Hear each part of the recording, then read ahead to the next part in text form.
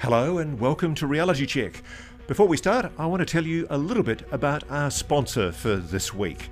It's the iconic Chuck Norris, a guy I used to have on my bedroom wall. The martial artist hero who's still in his 80s and still kicking butt and still staying active.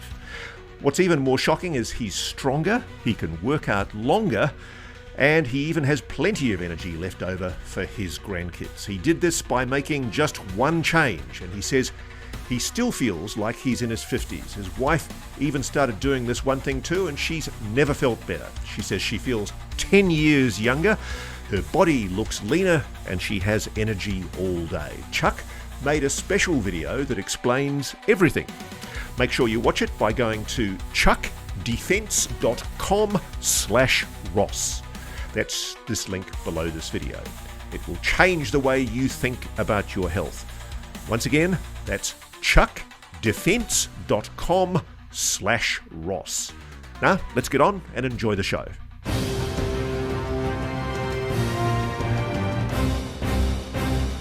G'day and welcome to Reality Check. So, you've seen the full News Nation special investigation hunting UFOs, where we detailed the allegations of a first-hand whistleblower for the very first time, telling the inside story of the retrieval of non-human craft. I know it's an extraordinary allegation to make, and there's millions of armchair experts out there who think they know everything about this story. Well, today, for the first time, the bloke who told that story to me on News Nation is telling his full account, the full interview, for the first time. Jacob Barber is a guy I first met 2 years ago, and he's not used to the limelight. He's fundamentally somebody who's been trained in intelligence. He's been trained in how to operate in the covert world. And the only reason he's going overt is because he thinks you, the public, have a right to know about the illegal and criminal and improper things that he believes are going on inside what he calls the program. But be aware that, I think as George Herbert once said, the life of a spy is to know, not be known. It's difficult for any person to make the decision to step out into the limelight, let alone the excoriating glare of many hostile people who are looking for any excuse to pull Jake down from his pedestal. And the interesting thing is, he wants to be investigated. He wants the government, the Congress, to tackle this story and begin the slow exposition of what he knows. And it's a difficult story, I think, for a lot of people to grasp, because the scale of it and the implications of it are immense. Not only does it mean that there is a non-human intelligence that's been engaging with this planet, and contrary to what the Pentagon says, we've known about it for decades, it also means, of course, that the government, or sections of the government, have been lying to us and continue to lie to us. And that's an egregious breach of public faith, and at some stage there is going to be a reckoning. But ultimately, the big decision now for Congress and for the new Trump administration is whether they take the allegations of Jacob Barber seriously. So he wants, and we've always intended, for his full story to be told. So here today, for the very first time, is the full interview with Jake Barber, a great and loyal American who wants you to know the truth. Hey Ross. My name is Jacob Barber, and for the last 30 years I've worked for the U.S. government and its private partners in both an official capacity as an enlisted man in the United States Air Force and in an unofficial capacity for the broader intelligence community as a contractor. Over the last 3 decades, my work has been very diverse and has included the recovery of downed UAP of non-human origin. I am pleased to share that as of a couple weeks ago, I have fulfilled a promise to our friend David Grush by getting myself into a skiff with Congress, and I have provided top secret SCI testimony on the subject matter of UAP.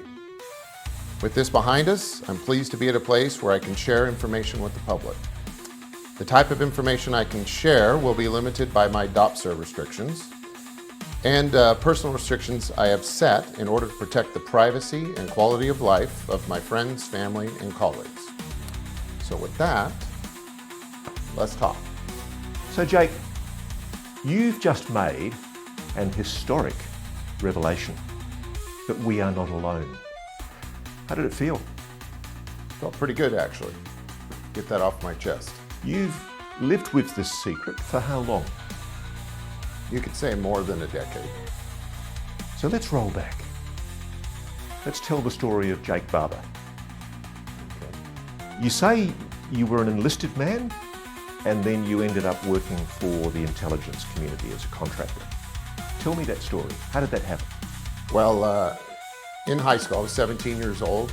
I was prospected into a program, an enlistment program. It was a guaranteed enlistment or guaranteed training enlistment program contract for a specific career field at the time called combat control. Career field is still called that. The contract was unique at the time. It was a 10-year commitment to Air Force Special Operations. I finished my screening for that program, and in September of 1994, I shipped off to Air Force Basic Training.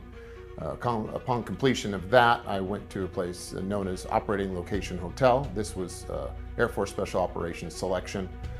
I completed selection roughly 4 months later, and then entered into what is known as the pipeline. The pipeline is approximately a 2-year specialized training schedule where you go to a number of schools. At a certain point in my pipeline, I was approached by some individuals who had a discussion with me and convinced me it might be a good idea to consider becoming an airplane mechanic. Was that to be your cover? Yes, yes. Because I notice your DD-214, which is your release discharge document from the US Air Force, which you've provided us, it says you're an aerospace mechanic. I was a mechanic. I spent a lot of time on the flight line at Pope Air Force Base and an obscure maintenance shop known as the Dash 21 dual rail shop. And I spent a lot of time there in my cover capacity, and I worked hard. You're constrained very heavily, aren't you, by what's called a Defence Office Pre-Publication Security Review? Correct. And that's called a DOPSA for short. Yes. And if you accidentally or deliberately reveal information that they've told you that you're not allowed to reveal, you can go to jail for the rest of your life. Yeah, they've created quite a landmine of words to avoid. So there are certain agency names, certain designations in the military that you're not allowed to reveal or use. Yes, and for good reason. Let me clarify something though. You were trained as a top special operations soldier. Upon completing that, I was given orders to Pope Air Force Base, where I spent a lot of time actually working in a maintenance capacity in an obscure maintenance shop known as the Dash 21 dual rail shop. My time outside of that was spent in any number of clubs, you could say. I was a member of many clubs where I got an opportunity to do a lot of interesting training. You were given extensive special operations training. I trained in things like survival. I was in parachute club. I was in scuba club. I was in weapons club. I was in pilot club. I even was in Spanish club. I was in entrepreneur club, paramedic club. So they were fully training you for whatever that covert role was going to be. Nobody was training me. I was there on my own free will, out of my own interest, and trained in a number of clubs. A mechanic, but you were training yourself in a whole range of different skills. And I noticed your Correct. DD-214 document, it actually shows that you've got a sharpshooter's achievement. Yes, yeah, So how many mechanics have a sharpshooter's achievement? not many. I will say that the standard for marksmanship in the Air Force is pretty low, but I did qualify as expert marksman in a number of small arms. Right. And you've also, I noticed, you're able to talk about the fact that you earned a commendation for the use of combat medical skills to help save the lives of 2 men in a horrible accident. Yeah, that's the interesting thing, is every once in a while my club skills would show up in the ordinary Air Force. Part of what goes on when things are heavily compartmentalized is often the left hand doesn't know what the right hand is doing. And so serving in my capacity is what is known as an OP4, an oppositional force. By the time I was deeply immersed in my club training, I soon began to be deployed as what's known as a red team member. I became a red team expert. So an opposition force person, what do they do? Just explain to me what you do. So OP4 is the bad guys. So an OP4 is a utility team, and that team's utility is in pressure testing or stress testing the effectiveness of what are known as blue forces, which are the good guys. Sure. So OP4 is trained to deploy their own intuition and innovation in order to make the regular soldiers' lives hell. And that was where I was uniquely qualified and was deployed in that fashion in a number of real world scenarios and training scenarios. Now, it's a very useful set of skills that you acquired in the Air Force. Yes. You've essentially had the training of a top Tier 1 operator at, if you like, Delta Force or STS-24 level, which is the top US Air Force elite group, but you were not a top Tier 1 operator. That is correct. There's no evidence that I was ever assigned to any task force that was associated with those teams you just mentioned. What were you? What was I? Ross, I was a highly talented airplane mechanic who got to deploy on a number of presidential support missions.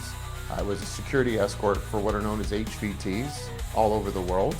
I also I deployed in Bosnia in support of the hunt for war criminals. So why do countries like America have covert people like yourself? What's the purpose of it? Well, there's a lot of utility in what you could call a hidden hand.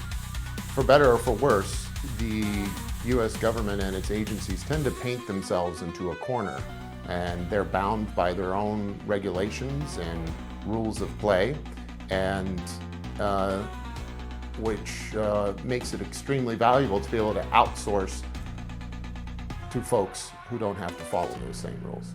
So you were operating outside of the normal rule book, but to be clear, there's nothing wrong with a covert role. The US government uses covert operators all the time. Absolutely. It's 100% in the best interest of everyone in this country, and to maintain superiority from a national security standpoint, that we play the game that way. And do you regard yourself as a patriot? Do you love Absolutely, first and foremost, before anything else. And I'd like to be clear, let's do this right now. I'd like you to know exactly what side I'm on. Firstly, I'm on the side of my family and my friends. Second, I'm on the side of the American people, and I'm on the side of the government and the military third, and only as long as they're taking care of the first two. In that time, when you were being trained, learning all these skills, did you have any idea about aliens? No, not at all. One way you can validate that you were doing special work is that you were actually recommended for a heroism medal, weren't you? The US Air Force Air Medal.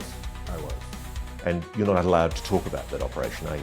No, there was classified missions that took place in Bosnia, and but every once in a while things showed up in my record, and at some point I had the presence of mind to start making copies of certain things, which was a little nerve-wracking because it may have been illegal that I was in possession of certain things, but this was a letter recommendation that calls out my particular act of heroism. Were you awarded that medal? No, it was squashed by my case officer. And do you think it was squashed because they didn't want you to be conspicuous? Yeah, because what the hell would an aircraft mechanic be doing chasing war criminals in Bosnia, and doing so to the extent that he would find himself in a situation that would be worthy of a medal of heroism. Now, you can't name the agency, the organisation that you were working for, can you? No. You're forbidden by your DOPSA. Forbidden. At any stage during any of the training that you received, was anyone ever telling you that you were part of a government that was aware of the existence of non-human intelligence? No, not at that time. And I'll have to tell you that everything changed for me right around 9/11. And I left the Air Force and basically made a left turn at Albuquerque, never part of the global war on terror, and quite literally made a left turn at Albuquerque, and was sent out to California at that time to begin establishing my cover basis for an independent contractor, so that I could serve what was coming down the line next for me. And that is the path which led to the UAP subject. In your time in deployment, you met certain people from an aerospace company, didn't you? Yes, I did. Now, it's also part of the constraints you operate under that you can't name that aerospace company. Correct. There's no good reason to name them, even if I wasn't constrained. What were they doing there? Well, they were supporting us with some new weapons technology that could be used to disable vehicles and aircraft. I can disclose this. Yeah. My understanding is that they were essentially using, it was actually, I think it's a matter of public record, that microwave weapons, pulse microwave weapons, were being used at that time.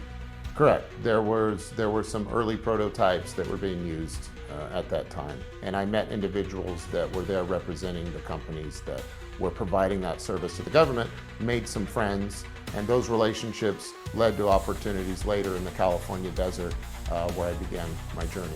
Before we go any further, had you ever, as a child, experienced any kind of anomalous phenomena yourself? No. This was completely off the books for you. It was complete revelation to you. I mean, notion.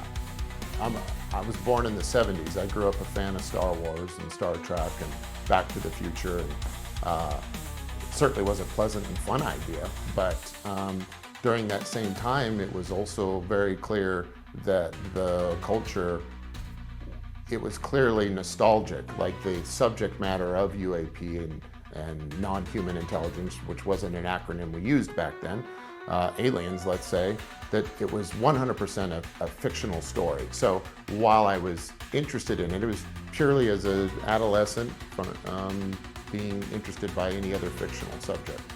Before we get into the nitty-gritty of what happened after 2001, let's talk about what you perceive are the rights and responsibilities of American citizens under your Constitution. As an enlisted man, did you swear an oath to the Constitution? I sure did, yeah. How much do you care about the ideas and the principles that are espoused in the US Constitution? Those ideas are absolutely paramount. They come above everything else. Even though I mentioned my family and my friends, or whose side I'm on first, I cannot facilitate protecting them without the fundamental nature of the US Constitution. So it is paramount to everything else. Is it fair to say that the reason why you're speaking to us here today is because you think it's important that the American people be told about what we're going to disclose in accordance with the Constitution? Article 1 of the US Constitution enshrines the idea that all arms of government must be transparent and accountable to the Congress. Mm-hmm. Is that happening? I can't really speak to that. From what we're being told, there is no evidence of extraterrestrial presence here. There is no evidence of non-human intelligence. There's a little bit of admittance and evidence that there's something anomalous in the sky flying around and we don't know what it is. So the bad news is I can't really help further that question that everyone wants answered. The good news is I'm going to begin to be able to start answering that question. And that's the primary reason I'm here to speak to you today. Do you think Congress is being misled, deceived about what is secretly known about non-human intelligence, alien life, engaging with It's clear they don't have the full story. What's being held back? Just about everything. But there's another problem. I don't even know that they're giving it the proper attention to begin with. So unfortunately, Congress is very ignorant when it comes to the subject. So very recently, the Pentagon spokesman assured press reporters in a Pentagon briefing that there is no evidence of extraterrestrial engagement with planet Earth. Is that true? No, that's not true. Now, they like to hang their hat on some key words there, extraterrestrial. So that means outside of the planet Earth. And that is yet to be determined by my best understanding. So you're saying you know for a fact there are aliens? Yes, 100%. There are alien craft? 100%. have you been involved in the recovery of those alien craft? Well, Ross, yes, I have. How does it feel to say that? I'm kind of over it. Like, this has been a fact I had to get over. It wasn't easy when it first hit you, but that was years ago. And it's actually quite therapeutic to get to talk about it. And I'm encouraged that it's becoming commonplace, because that's where it needs to be for us to move forward and start gathering some evidence, which we intend to do. So you're building up a cover in California shortly after 9/11. What are you doing? Well, I'm doing a number of things. One, trying to fill out a sensible explanation for my backstory. I mentioned one of the clubs I was in was Pilot Club. And you'll speak to my good friend Don Paul here shortly, who I met during that time. But there's no record of that. So one of the first things I did is I had to go to commercial pilot school in order to create a legitimate training record so that I could operate in an official capacity this time as a helicopter pilot. So you'd learned how to fly as a covert operator, Yeah. but they didn't give you a license for it in the military. No. Because you weren't allowed to have that qualification, because that would undermine your cover, I suppose. Correct. So you had to go and pretend to not be a pilot in order to get your commercial pilot's Yeah, that was license. loads of fun, actually. I found it quite challenging to pretend I didn't know how to fly. So it was amusing. Yeah. You must have blitzed it. Well, pretending to be bad was quite easy in the beginning. The hardest part was faking a natural learning curve. So how to show that I'm getting better in a progression that they've seen before. So that was fun. A few times I took the liberty to mess with my flight instructor, but he just thought I got lucky. So this happened for, what, a couple of years? Yeah, a number of things were done. So one of the rules we go by is that legitimacy is the best cover. So in order to provide a certain utility to the government by way of a contractor, I have to go and establish a lot of legitimate businesses. I have to function in a legitimate way under existing contracts to build a cover. A cover is not a hollow shell. It has to be layers deep. And the best way to have many layers of cover is to just go do something genuine to begin with. So let's be clear about this. You're a very financially successful businessman in your own right. You've done well in business. Yes. You are not being paid by us or anyone to do this interview. No. In fact, you're deriving no financial benefit or in-kind benefit at all from doing this interview with me. Why are you speaking to us today? Well, because I've got some good news, okay? So I know everyone's been waiting for people like me to speak out, and we haven't been doing nothing the past several years. There's been a lot going on. And I'm very pleased to share that we are moving forward in an official and transparent capacity to explore the answer to these questions that there appears to be no evidence for. And our number one goal now is to function in a private capacity with the backing of venture capitalists and in coordination with some of the most key departments in the government in order to start answering these questions in a transparent way related to the UAP topic. Are you a front? Am I a front? Yeah, I mean, you've worked, obviously, in counterintelligence. You're a trained intelligence operative. Is this some kind of disinformation propaganda operation? No, and I'm going to say no, and I'm going to tell you I'm not lying to you, but unfortunately, there's no way that I can convince you of that if that's what you're thinking. A lot of people watching this will be thinking, oh, you can never trust a spook. You know, there's obviously wheels within wheels. This is part of some official government disclosure operation. Yeah. Is it? No, it's not. And again, I'm not going to be able to make you believe that. But what I can invite you to do is, I'll paraphrase the book of Matthew. You will know us by our fruits. So I'd like to invite you to stay tuned in and watch what our new project is about to do and prepare to be dazzled. So you're part of a team that is proposing to do private retrievals of alien technology. Yes. Yes. And you've got the backing for it? Yes. Wow. So let's talk about now what you do know. Okay. When you finally secured your pilot's training in the commercial world, what happened?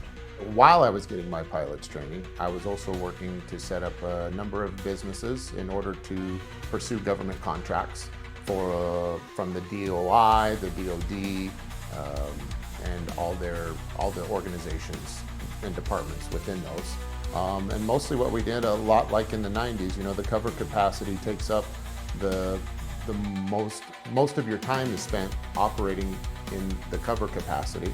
So you were working in legitimate businesses, earning a living like everybody else? Like everyone else. You're just waiting for the call. Waiting for the call. The incidental benefits of the capabilities of the companies you set up are those benefits that are on standby to be deployed in the subject matter of UAPs. So you've set up all those legitimate businesses. When did you get the call? So as a helicopter operator, we provide a number of services to a number of departments within the military industrial complex. And that includes the Department of the Interior as well as the DOI. The Department of the Interior has a number of other departments within it, and we work mostly in those for our CONUS or within the continental United States. Those operations include things like firefighting, long haul, short haul, which is our external loads for helicopters, working for the BIA, Bureau of Indian Affairs. Anything you could do to provide utility, anything that you could do with the utility of a helicopter, we were put to task on. Now at this stage, there was no indication of any anomalous phenomena at all? No. When did you first start becoming aware of strange objects in the sky during your work? Well, a lot of the work we did was on what I call the range. And the range is a particular geographical area where the U.S. government and its private partners use to test all kinds of things. Weapon systems and resilience to weapon systems of certain craft.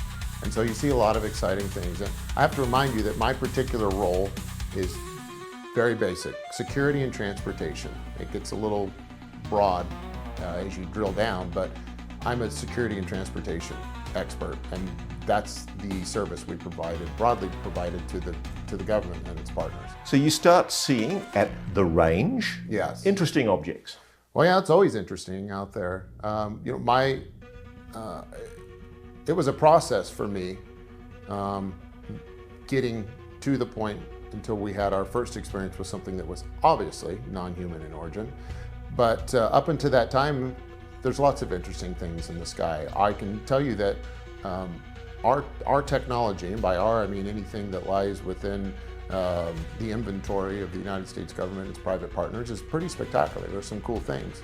And from an observer standpoint on the ground, it's hard to tell exactly what's going on. Things come in and out of sight. Things disappear for a moment and reappear. Things seem to move very quickly. Things change color, they change shape. And a good reference for this is, I'm sure we've all seen these drone shows like they could put on at the Super Bowl halftime or other places. And those are pretty amazing to see, visually amazing. But we all know that's human tech and we accept it. But if you kind of think about that and think about perhaps what we might be doing privately, in the interest of national security, your imagination could fill in the blanks on what you might see on a test range that's being used by the U.S. government and its partners. I mean, I guess we all expect that there's technology that we don't know about that's being kept confidential for very good reasons, because the United States doesn't want foreign adversaries to know that it has an aerospace advantage, sure, or a weapons advantage over a potential rival. Yeah. And were you telling yourself that for a long time when you started seeing anomalous objects on the range? Yeah, because just like it is now, you kind of have to train yourself. Even once you become a believer in the UAP subject, and you take some folks outside who are believers and they look up, they get really excited and falsely identify a satellite as a UAP or something else in the sky, an airplane that has, you might not be able to see its position lights or its strobe. So you know what Louis Elizondo has described as the 5 observables. Yeah. Instantaneous speed, incredible hypersonic speeds, transmedium travel, water to air, air to sure, water, positive lift, some kind of propulsion system that isn't explained by conventional systems, and stealth. So you were seeing objects that complied with those weird observables. Yes. And at that time, you would also see things when you talk about the transmedium. So one of those that would raise your eyebrow is more of the transmedium characteristics, because things would come from the ground, like from the earth, from a ridge, from a mountain, or could pass through. So they'd come out of a ridge? Out of a ridge, yeah. Now that is clearly technology that is certainly not known. Now again, that is the visual understanding of what you're seeing. And was that human technology? You just don't know. I just don't know. That I do not know. So there came a time though where you began to realize that this was something else. Well, let me add too, we also know of circumstances, and you'll speak to some of my teammates here, where we did recover things that were exotic in nature in the sky, and we know they were classified craft. And we recovered them and took them back to where they go, and that was a regular thing. So there are things that we're trying to protect that are far beyond what we know about publicly. Yeah, much like everything in my story that we're talking about. 80 to 90% of the time, it's very ordinary and boring once you get acclimated to the lifestyle. It's but for a 5 or 10% that is the most outrageous and exciting time of your life. But the majority of what we see and do is explainable and is ordinary and is known by many people and is not classified. But there is a certain percentage which is extremely sensitive, and that extremely sensitive bit does include what we know is our own man-made advanced technology. And we work to our recovery efforts, if this is where we're going with the conversation, when we look at a recovery mission or a crash recovery team, you don't put together a team like that with the intent of recovering non-human craft.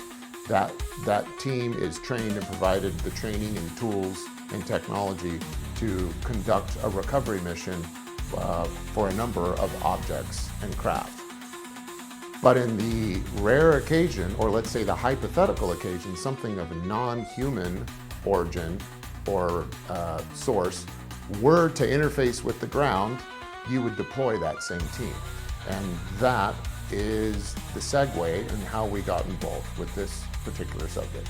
So tell me about the moment when you realized that you were involved in a retrieval of non-human technology, alien tech. So it became very clear the first time we recovered something that was non-human in origin, that it was precisely what we were dealing with. Our communications changed. Our communication process and procedure was modified. It was also clear to everyone on the team that what we were dealing with was something that was unexpected versus expected. And then just visually looking at the object on the ground, you could tell that it was extraordinary and anomalous. It was not human. How close did you get? Well, I was a helicopter pilot and I operate with 150 foot to 200 foot long line. So I got within 150 feet of this object. What did you see? I saw an egg, a white egg. How large was the object? I would say approximately 20 feet, plus or minus a little bit, about the size of a large SUV. Did it have any seams? No. What? And it was pure white? It was like pearly white, like a metallic pearly white, the best I could assess. I mean, what you're describing sounds like something out of a TV show. Yeah. Well, fortunately, I'm going to share some images with you, and you can see one of these flying in the sky, if you like, in broad daylight. So you actually saw it in the sky before it? No, not this one. But in our new venture, we've already begun work, and we're capturing sensor data of the exact same craft flying in the sky. How did you know that that egg-shaped object was non-human in origin? Well, visually, after seeing all kinds of things in my past, It was clearly something that was ridiculously looking. It's inconsistent with anything I'd ever seen before. I can also tell you that the reaction by my team, who was very experienced, was atypical. We changed we modified our entire process for recovery that night. Our communication process changed. We all knew we were dealing with something extraordinary. And in addition to that, it has also been verified by me, by high-ranking members of the UAP task force, that what we recovered that night was in fact known NHI craft. So the implications of that are actually quite shocking. It means the government's lying to us, which shouldn't come as any surprise to us, but we're being lied to. I can't comment on that because I don't know what the government knows. This operation, I just can't comment to that because... Do you think it's possible that there are even senior people in the Pentagon who aren't aware of what you know? Absolutely. There are senior people in all branches of government that are unaware what's going on at the bottom. So when Air Force General Pat Ryder speaks at a press briefing in the Pentagon and says there is no evidence of extraterrestrial visitation or engagement with planet Earth, he might actually be telling the truth because he hasn't been read in like you were. Correct. Now you have what's called, I understand, a top secret SCI clearance. You have compartmented intelligence clearance to certain programs. My clearance is given as needed basis. So like when I go, it's not like I go, there's no record of me having top secret clearance anyway. But I get to dispatch. Well, there is, because in the documents that you've showed us, there is one document that shows a NATO top secret clearance. And what does that mean? That means you are cleared to the highest level that you need to be in order to function in the capacity that you've been assigned on a particular mission. And it's quite a high clearance? It's a very high clearance. And so the best effort was done to secure your cover, and as part of protecting that cover, it wasn't allowed to be known that you had high clearances, but what you have been able to demonstrate to us is that you were in fact given high clearances as part of your role. Yeah. The clearances kind of accompanied me like a shadow. If I got deployed on a particular mission, let's use an aircraft, an HVT mission, for example. High value target. High value target. I spent a lot of time in the 90s living out of a hotel room at Pope Air Force Base with a pager. That was our technology back then. So I'll give you a short story that'll tie this together. So a typical situation for me would be told to go stay at the lodging on base, and I could travel to the chow hall, I could travel to the gym, but I had to stay within that response area. We would have a sealed aircraft. A sealed aircraft is an aircraft that has been configured and swept, and then a metal seal goes on the door to where if that door is open or broken, we know someone has entered that aircraft in an unauthorized capacity. So we'd have a sealed aircraft there. If we got dispatched, I would go to an aircraft. There would be manifests that go with that aircraft that would list all the crew members, their security clearances, and a rough description as to the mission. At those times, the crew would be briefed, security clearances would be issued to that crew, and anytime I was on a HVT mission that was highly sensitive, I would operate under what is known as a NATO top secret security clearance. And there are documents, a few documents that I was able to make copies of to show that. And indeed, the document that you've showed us shows very clearly that you and the pilot were the only people on board the plane that had a NATO top secret clearance. Yeah, probably the reason he was assigned is because I was there. So, not to sound arrogant, but the fact that I was being deployed on that mission meant that the aircraft commander also needed to be read in to a certain degree, which required that clearance. Is part of the reason why they keep your clearances secret in that covert role, so that they have plausible deniability if you ever did decide to speak publicly? Yeah. Here's the funny thing, like the US government can make a bunch of rules in order to create a scaffolding that keeps things intact, but they make a bunch of rules so that they can break them and hack the system and get around them. It provides great obscurity to create the rules that separate the known from the unknown. And I want to add one comment here is when we're talking about circumstances like the first time we recovered a UAP, which was the flying egg, that immediately, regardless of where you were or what level of security you're operating under at the time, when that shows up, you're instantly now in a top secret classified situation, regardless of people's clearance. So before you flew out that day to go and do the recovery of the egg, what were you told?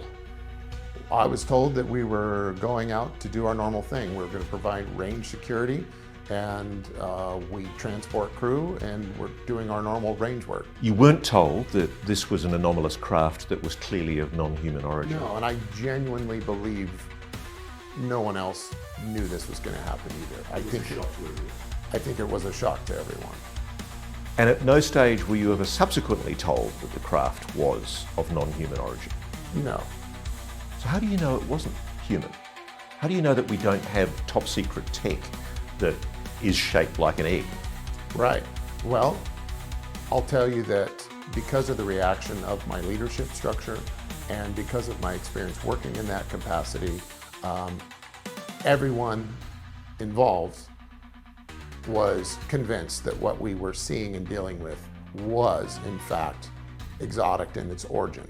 I will also tell you that during this process over the last couple of years, it's been confirmed to me by ranking members of the UAP task force that what we were working with that night was in fact NHI, and it was not a unique experience. The egg, as we're referring to, is known by, and there have been many others that have encountered this type of craft in our atmosphere, outside of our atmosphere, broad day, nighttime, all over the place. You got a good look at this object, didn't you? Yeah. Was there any visible propulsion system on it? No, not what we would know. There's no engine, there was no thermal signature. I was operating at night when I finally came in to pick it up, so I'm working under night vision goggles at the time. And it was quite clear. I flipped them up, flipped them down, and looked at it a couple of different ways. Was there a thermal signature? There was not a thermal signature. So it wasn't hot? No. No. You know, general laws of thermodynamics, you know, if an object's been flying or driving an engine, it's going to show heat, isn't it? Yes. Yeah. So how do you think that object was being propelled? Well, that's a great question that we're looking forward to exploring with our new venture. So when you went back to base, was it the sort of job where you could go to your bosses and say, hey, listen, what was that object that I picked up, that strange looking egg thing? No, that's not quite how it works. When I go back to what you would call my base, when I go back to our facility, that's back to my normal working business. And the people that are involved there have really no idea what's going on when I'm holding myself out for work for the government. So this is how the compartmentalization system works. Yeah. It's a need to know. There was no need for the people that you were working with to know, so they weren't briefed in. Yes. And you only found out incidentally because you saw it on the range. Right. So let's keep on going. That's twigged your interest. For the first time, you've seen something that does appear genuinely anomalous. When was the next occasion when you became aware of anomalous non-human technology? Well, there's another craft that we recovered that I can talk about, and that craft was what we referred to as an 8-gon. An 8-gon is basically a disc-shaped object that, when viewed from the top, has 8 different symmetrical sections that are delineated by some form of ridge. So it's an octagon-shaped disc? Yes. Mm-hmm. By any chance, was there a nickname for the egg? Yeah, the egg we actually called Man News, like from the Mork and Mindy show from the 70s, because it's ridiculous. That's exactly what it looked like. And so it's funny when you look back at what may have been the motivation for the 1970s, because where else would an egg is a ridiculous idea for a guy from Mork from Ork, right? So you have Mork from Ork who flew to Earth in an egg. It surely gives credit to the idea that some like to think that perhaps there was a PR program that utilized our fascination with Hollywood and television to paint pictures of actual fact as fiction, making it now some weird hybrid you could call faction. So what time of day or night was it when you came across the octagonal object, the 8-gon? We did recovery on that both day and night. So talk me through it. What happened? You're in your chopper? Yeah, I'm in my chopper. What sort of chopper? At the time, it was a Bell 212, which is the same as a UHN1. It's a twin-engine, twin-bladed Bell helicopter. You're flying at night? Flying at night, yeah. What time at night? Oh, God. I don't remember. Like, after midnight. Have you been given any pre-flight briefing? I'm the one who would be given the briefing, but we are given a loadout on the particular object that, when you're flying an external load, we designate two different sites. One's called the drop site, one's called the pick site, you could say. The pick site is where the payload is that you're flying in to pick up. As you're making your first trip into the pick site, the payloads are already rigged and manifested for you to prepare them for flight. When you're en route to that object, you're given some basic information like weight estimates, size estimates. And there's two objects that I'm here to talk about. One was the egg, the other is what we called an 8-gon. The 8-gon was essentially a flying disc with what looked like 8 delineated sections when looking down. And I can tell you what it looked like from looking down because that's primarily how I saw it, because I'm a helicopter pilot. We did recoveries with the 8-gons. There was more than one that made its way to the ground on this particular operation. And the recovery was done at night, and then more was done in the day. Because of where we operate, sometimes things can make their way into the steep terrain. The terrain where we operate is the highest mountain range in the continental United States. And so the decision was made to wait till daylight to recover some of the object, some of the material that was brought down or made its way to the ground. During the recovery of the object at nighttime, I make my way in the helicopter from where we configure the line and we fly to what we call the pick site. There's two locations. We designate them pick site, drop site. Drop site at the delivery location. We have a crew both at the pick site and the drop site on the ground. The pick team configures the cargo for flight. So whatever it is, the craft is sitting in a sling waiting for your helicopter. Yeah, it's sitting. We have these things called pumpkins, which are like rubberized bags or containers. And from my point of view, it was covered in a pumpkin, at least from the bottom and the sides. This is one of the most profound experiences I've ever had in my life. I'm about to share with you, so bear with me.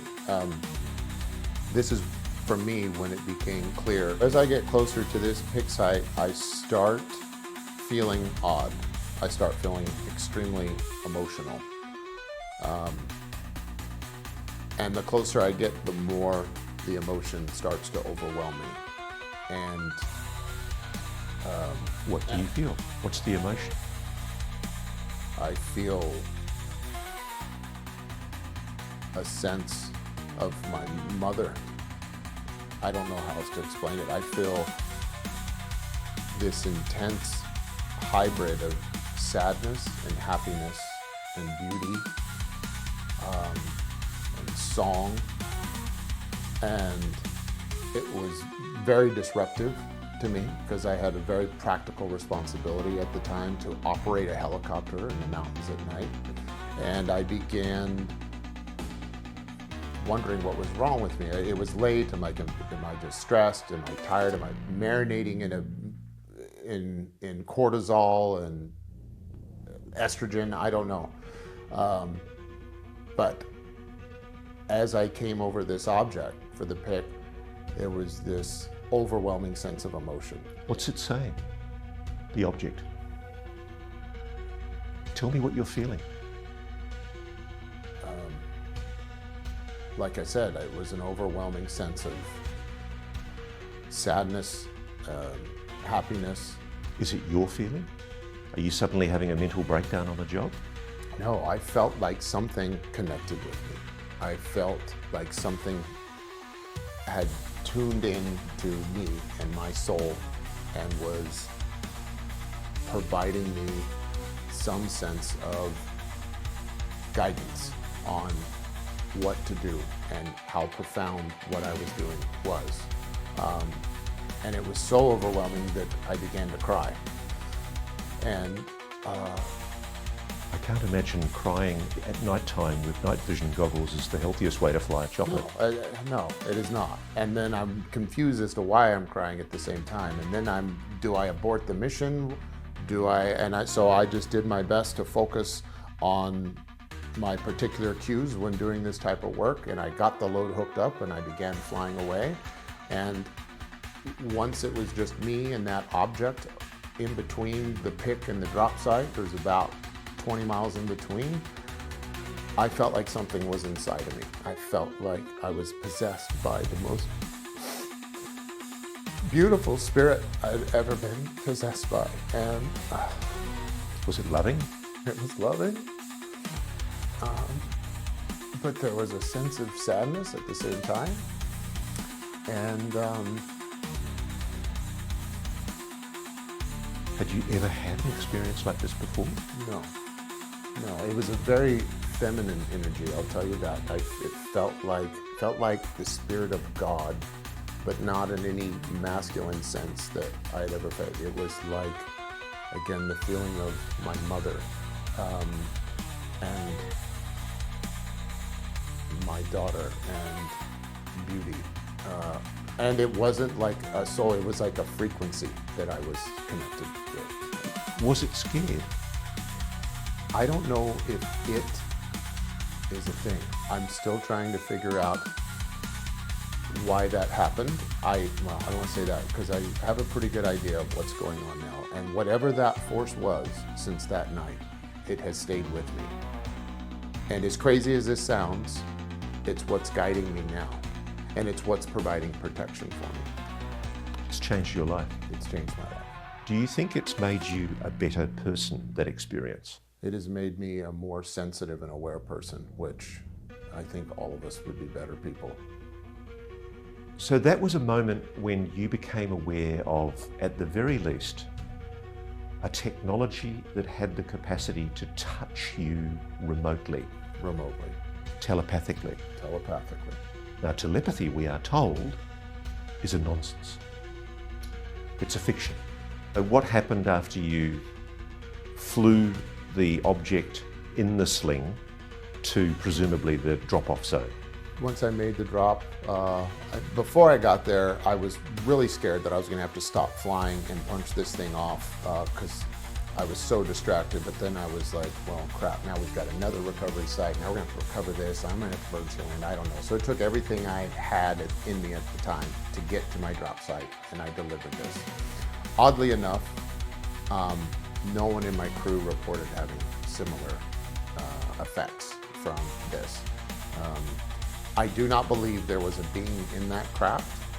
I've come to understand now, after being involved with other parts of the programs that are tested on the range, that there is a known and researched and implemented emotional or psychic, or what we call a psionic component to the research and development of the UAP program. Now, Jake, I know it's going to be very confronting for our audience to hear this, but you think that you've discovered something potentially about yourself as a result of that experience, that you might in fact have abilities that you were never aware of. I know in my childhood, if we look back to when I was a kid, I sincerely believe that the screening I went through in high school, my grandparents are, when I was a kid, the reason I joined the military is real simple. I wanted to jump out of airplanes and kill bad guys and make my grandparents proud. And my grandparents were the most amazing people I've ever met. They grew up during the Great Depression, dealt with World War II, and my grandfathers particularly were the strongest and the most sensitive men I've ever met, all wrapped up into one person. We can call them Navy Grandpa and Army Grandpa, let's say. So, Navy Grandpa was a very influential naval officer. He was actually a member of the SEALs predecessors, the Scouts and Raiders. Army Grandpa was an Army captain and a salesman. They both founded our neighborhood church and literally set the cornerstone to our church together. Unfortunately, their children, my parents, were very loving people, but made a lot of bad decisions. And this led to step families for me at a very young age. And to get away from the abusive environment, I spent a lot of time outside. I would tell my mom I'm going to my dad's house. I'd tell my dad I'm going to my mom's house, and I'd bug out and just go live outside. You were living in the bush somewhere? Yeah, essentially I was homeless, but I just told myself I was a wild commando survivalist, and that gave me pride in what I was doing instead of shame. And so that I refined a pretty high level of independence at a young age. But my grandparents were still always there, making sure I had some outlet for certain things. And so they got me involved with an art program and a music program. I'll have to tell you, so my Navy grandfather, he was the superintendent. He got his doctorate in education, and by the time I had graduated high school, he had retired as a superintendent of our school district. So he was a very influential man. And I understand he ran the gifted and talented education program for that school district. Yeah, you could say he was the ambassador for this area for the GATE program, which was a program for gifted and talented kids. And my personal experience with that was great. It was, I just got pulled out of normal class a couple of times a day, at least twice, and got to go to a private classroom where I had one-on-one time with a staff member there who played a lot of games with me inside and outside, and we ran a number of creative classes together. And outside of that, I also, after school, I would attend, I had a private art teacher, I learned music. And so I felt like I had a unique education experience as a kid. My grandfather also got me involved in water polo and swimming. He was a diver and a swimmer. And water polo became a great outlet for me. I found the competition and the physical exhaustion was like great medicine for me. Looking back though now, do you think there might have been something special about your selection into the GATE program? Well, if we look into my high school years, unfortunately, my senior year, I got in a lot of trouble. When I did show up to school, I was a bit disruptive in class. I had a smart mouth. I liked being a class clown. And I got in a lot of fights. And by the time my senior year came around, I was the varsity goalie on our water polo team. And 5 weeks into my senior year, I got expelled for fighting again. And at that time, I was on a disciplinary contract. So my accumulation of bad behavior throughout high school resulted in a contract, which was interesting. And it was a one and done fail situation. And 5 weeks into my senior year, I was expelled. At this time, my grandparents decided to hold an intervention, and I don't even think my parents or step-parents know, but the two men got together and met with me and decided to research military programs that would be available at that time. And so we made several trips down to UCLA to an office near there, and I began going through a series of tests of all kinds. There were physical, physiological, psychological, creative tests, and we assumed that all of this was pretty typical. You know now, don't you, that the US Air Force has been secretly testing people through the GATE program for certain psychic abilities? Yes. Were you tested? Yes. Do you think that might have played a part in what happened to you that night when you were recovering that craft?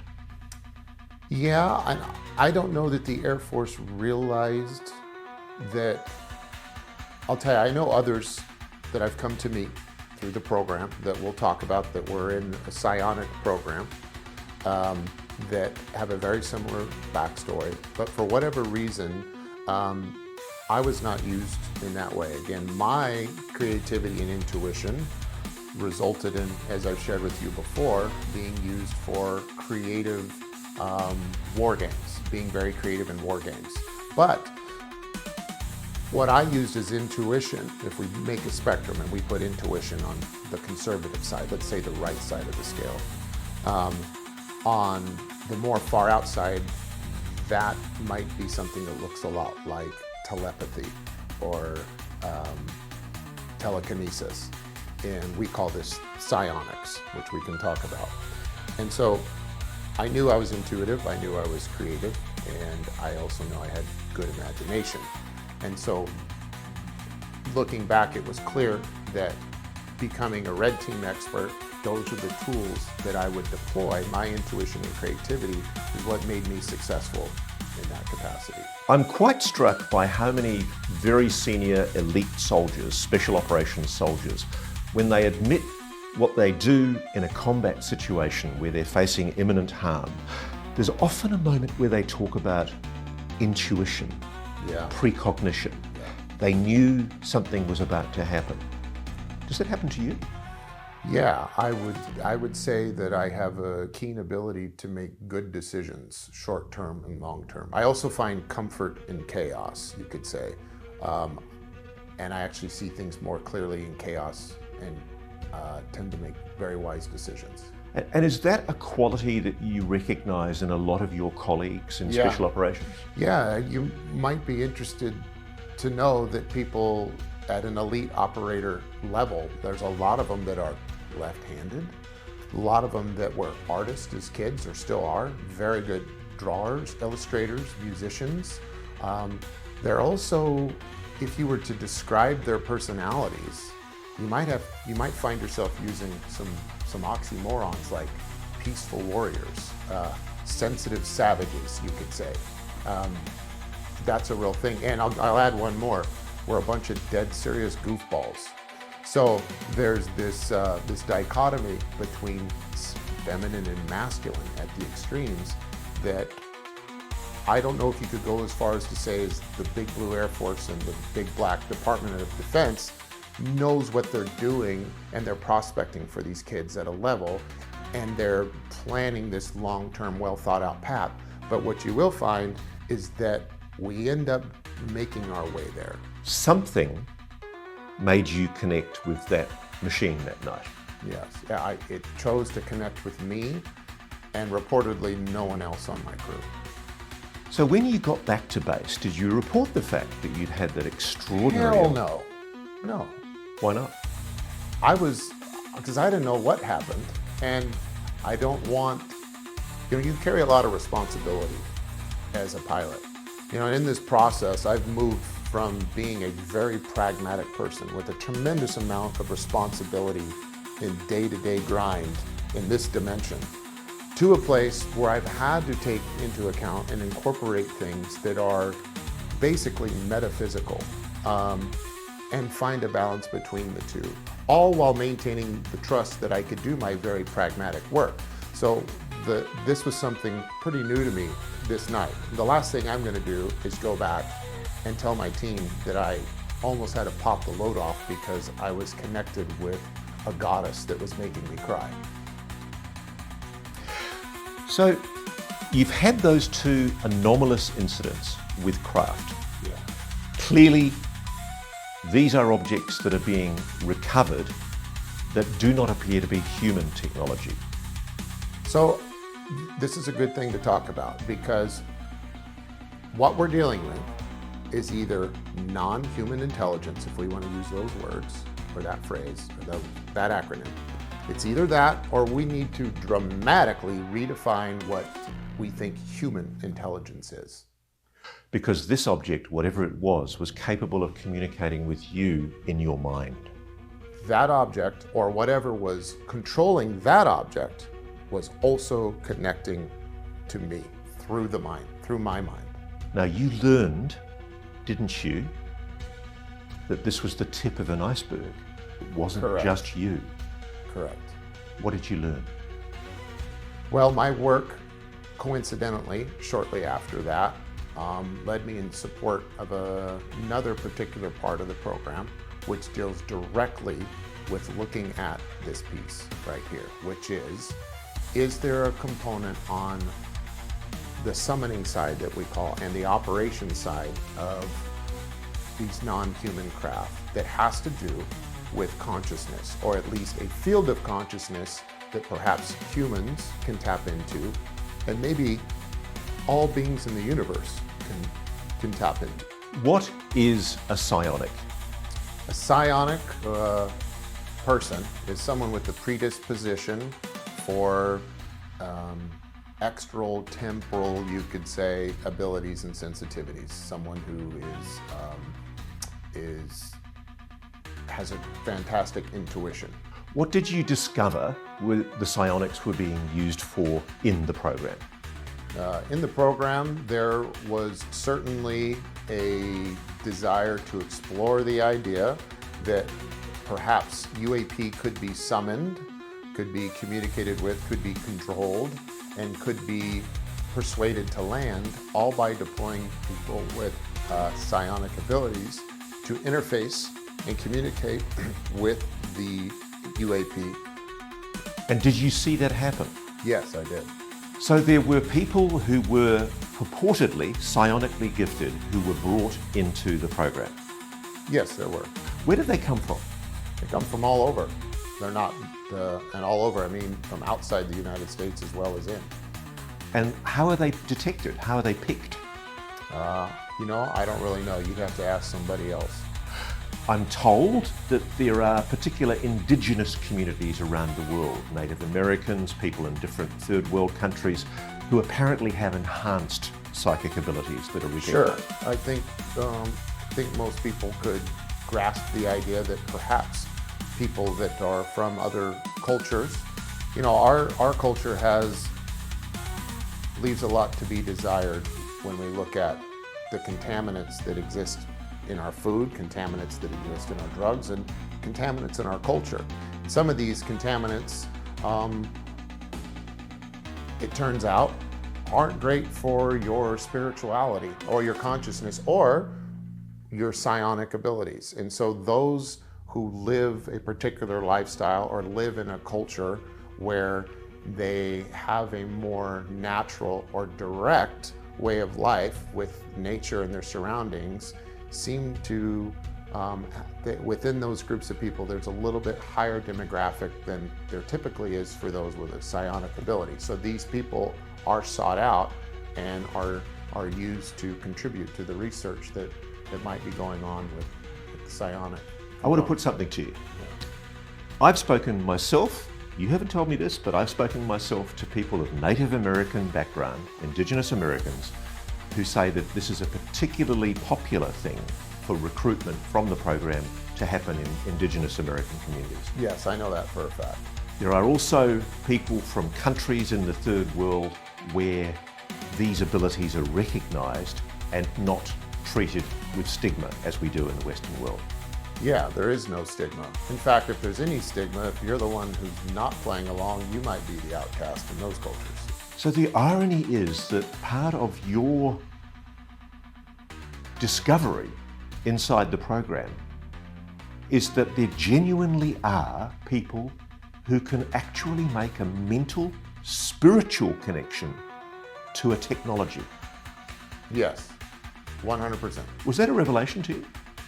It was fun. It was actually fun to learn. It's one of the things in our work that was like, oh my gosh, there's more to life. It answered certain questions and intuitions, if you will, that we have going back to your childhood, and if anything, that were most present in your childhood, which is very satisfying because, something as a child, you have this particular feeling, and it kind of dies out as you become more mature and have to take on more responsibility. And so to be able to nurture that and accept that might be the case, and to see organizations as serious as those who we worked with taking this seriously was actually a heck of a lot of fun. So This is an ontological shock, I think, for many people watching this, because we're all being told, firstly, there's no such thing as aliens visiting this planet. Yeah. And secondly, we're all being told there's no such thing as telepathy or psychic abilities. It's rubbish. Yeah, you know what? I don't think there is going to be an ontological shock. I think people are going to react to it the same way I did. I think it's going to be an ontological relief, because I think everyone deep down knows that there is more to life than what we are being told and experiencing. And to know that there might be something like a sixth, seventh, eighth sense that has a spiritual connection, and that might actually have a good nature and application behind it, like, not only is it not shocking, but it should be welcomed, I would think. Well, I'd go further, Jake. It's beautiful. It's beautiful. And isn't that the message you got from whatever that intelligence Overwhelming was? sense of beauty. Overwhelming. And love? And love. And it's funny hearing an elite soldier talking about love Yeah. and benevolence. You know what fuels every elite soldier? Is a preservation of love or something that they love. That's what's behind all the strength. So let's go through the psionic program. When a psionic operator engages with technology, how do they do it? Using their mind, something like meditation. And I need to preface this by saying this is stuff that I've come to know recently. The night that I had this experience, there was another team involved, come to find out was the psionics team, and they were also working that night. And do you think it was them that had attracted the object in the first place? Yeah, I do. And so how did the object come to land? I think it was invited to land by the psionics team. Is that always how they make the objects land? No, there's a number of other ways. So I have to tell you that weapon systems are tested out there. I know this from other sources. I know that high pulse microwave weapons are being used to bring down some of these craft. Yeah. Now, how often was it done where the objects would land on their own accord, and how often was it done that weapons would be used?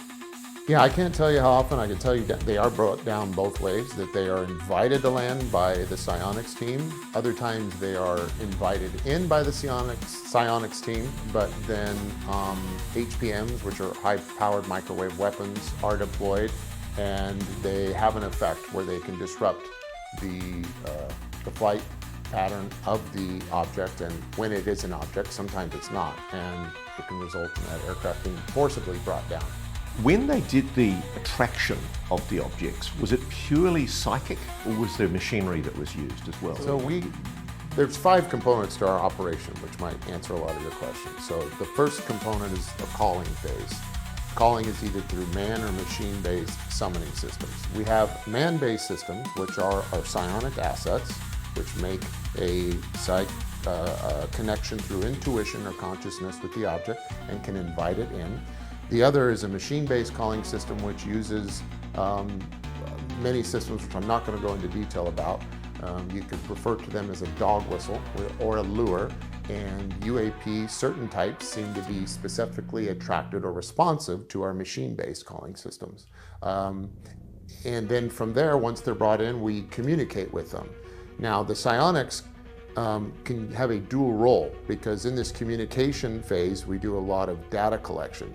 So it's verifying that what we are seeing is something tangible, also that it is responding to our efforts. So we might invite it to move left or right, or to position our particular machine-based systems in a particular direction, and then measure the response. The implication of what you're saying is that this intelligence that's behind these objects, whatever it is, seems willing to share. Yeah, I think it ultimately is working for us. And it is commonly talked about that what we are getting, even when we weaponize it, is a donation, a gift. And even when we deploy equipment, when there's a combined operation with a psionics team and a machine-based team, all the equipment kind of has to be blessed and brought in when it's a psionically led operation for summoning. A lot of people watching this, Jake, are going, I'm sure, this is crazy. This guy's making this up. This can't possibly be true. Yeah. Alien vehicles, psychic techniques to engage with technology. This is disinformation, fabrication. Yeah. Well, we intend to prove that's not the case, which has a lot to do with the timing as to why I'm coming out now. We plan to produce that evidence in our new venture with our teams that we've used for years. In the legacy program, we've now gotten out and we've pooled our resources, and we're backed by venture capital. We're also working in coordination with the most forefront government agencies that you would want involved with us on this subject matter. And we're going to start producing evidence on all of this, and we're going to share it with But crucially, you know it works because you've seen it done. Yes. Yeah. And so have your colleagues. That's correct. What would you say to people who might say, there's no way a secret like this could have been kept for so long? I mean, you're describing an operation that, in your experience, has been going for at least 10, 20 years. Yeah, yeah. Do you know how long the program's been doing, the psionics? I would say, I'm sorry, get over it. I don't know what else to tell you. So it can be kept. A secret can be kept. Oh yeah. Secrets, there are lots of secrets. Some kept for good reasons. So let me briefly summarize the implications of what you're saying. Aliens are real.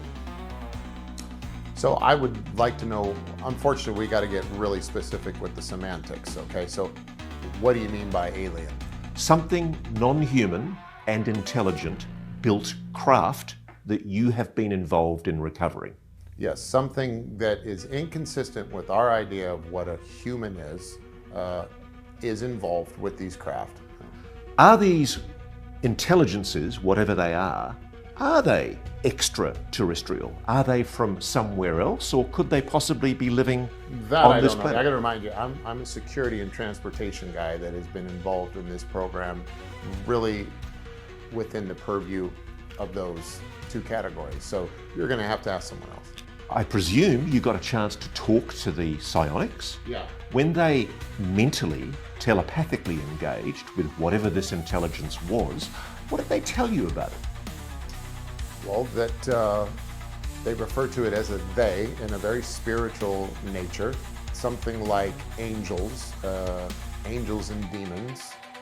Let's say there's certainly good energies and bad energies, but it's talked of in a very nebulous way like this, because no one really knows what it is. No one, especially on the psionic side, we're still trying to figure that out. We're still trying to figure out exactly what it is. And there's probably a number of things going on. There might be biological entities, and we use the word biological for a very specific reason. Biological, we limit it to that because we aren't here to imply that it is sentient or has a consciousness. We really don't know that. There is some evidence that shows it might be the case that these are something like soft tissue drones or lab meat that was programmed in order to operate craft. Meat robots. Meat robots, yeah. Okay. So it really begs the question, but ironically, while some of the biological cargo that comes with these craft is not conscious, consciousness itself is how you interact and pilot the craft, which is ironic because for the first time ever, the biological creatures inside are not conscious, but the craft is. The other implication too, from what your experience shows, is that whatever and wherever the intelligence is that's behind those craft, it seems friendly, benevolent. Benevolent, yeah. In fact, loving? Loving. It's, if you want to connect with it, if you want to have a relationship, and if you want to see stuff flying in the sky, you need to be channeling a loving energy. That's I find just that the way it works. Beautiful. Yeah, it is. In fact, there can be individuals in the group that throw off that vibe, that can mess up the vibration of the psionics work and their communication with the beings, and then you aren't as successful. Have you, in any of the work that you've done, and I know you're being very limited in what incidents you're prepared to talk about, have you ever come across malevolent intelligence that's non-human? I have not. I personally have not. Have any of your colleagues? You'll have to ask them. Okay. The implications, though, of what you're telling us are incredible. We are not alone. We are not alone. There is a non-human intelligence that has been engaging with this planet. Yes. To your knowledge, is it just the United States that is having these encounters? No, I can tell you for a fact that my team has been sought after for our unique service that we provide by organizations outside the United States. But let's to be clear, I don't want to put you in a position of imputing that you might have been helping unfriendly countries. Neither of the countries or none of the countries that you've worked with are foreign adversaries. No, not. And when I say that, I use the word organizations instead of governments because there are many other folks that may be operating in a private capacity. So let me say this. This situation is not unique to the U.S.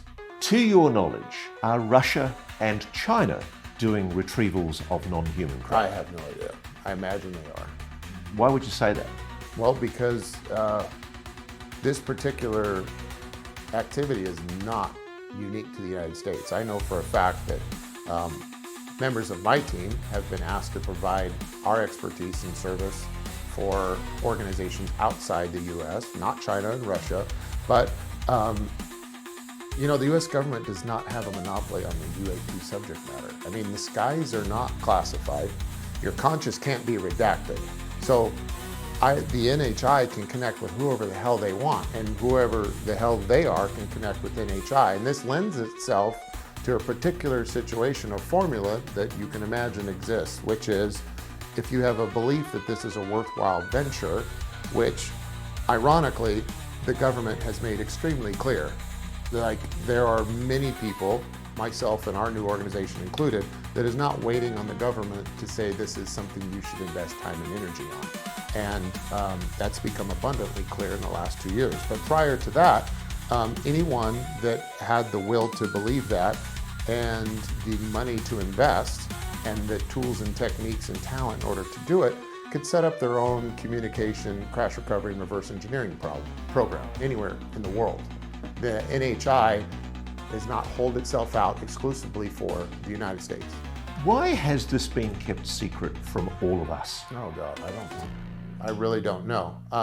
I imagine, I have to trust that, be careful what you wish for. There might be very good reasons. I imagine that some of what we see, I know that some of what we see is our own advanced tech. And it's absolutely imperative that we keep a competitive advantage over our adversaries. As a patriot, that's paramount. We need to be able to defend ourselves. And unfortunately, you can't tell the public things without telling your adversaries. So therefore, the public, for their own good, is going to be kept, they're going to be kept out of the know on certain subjects.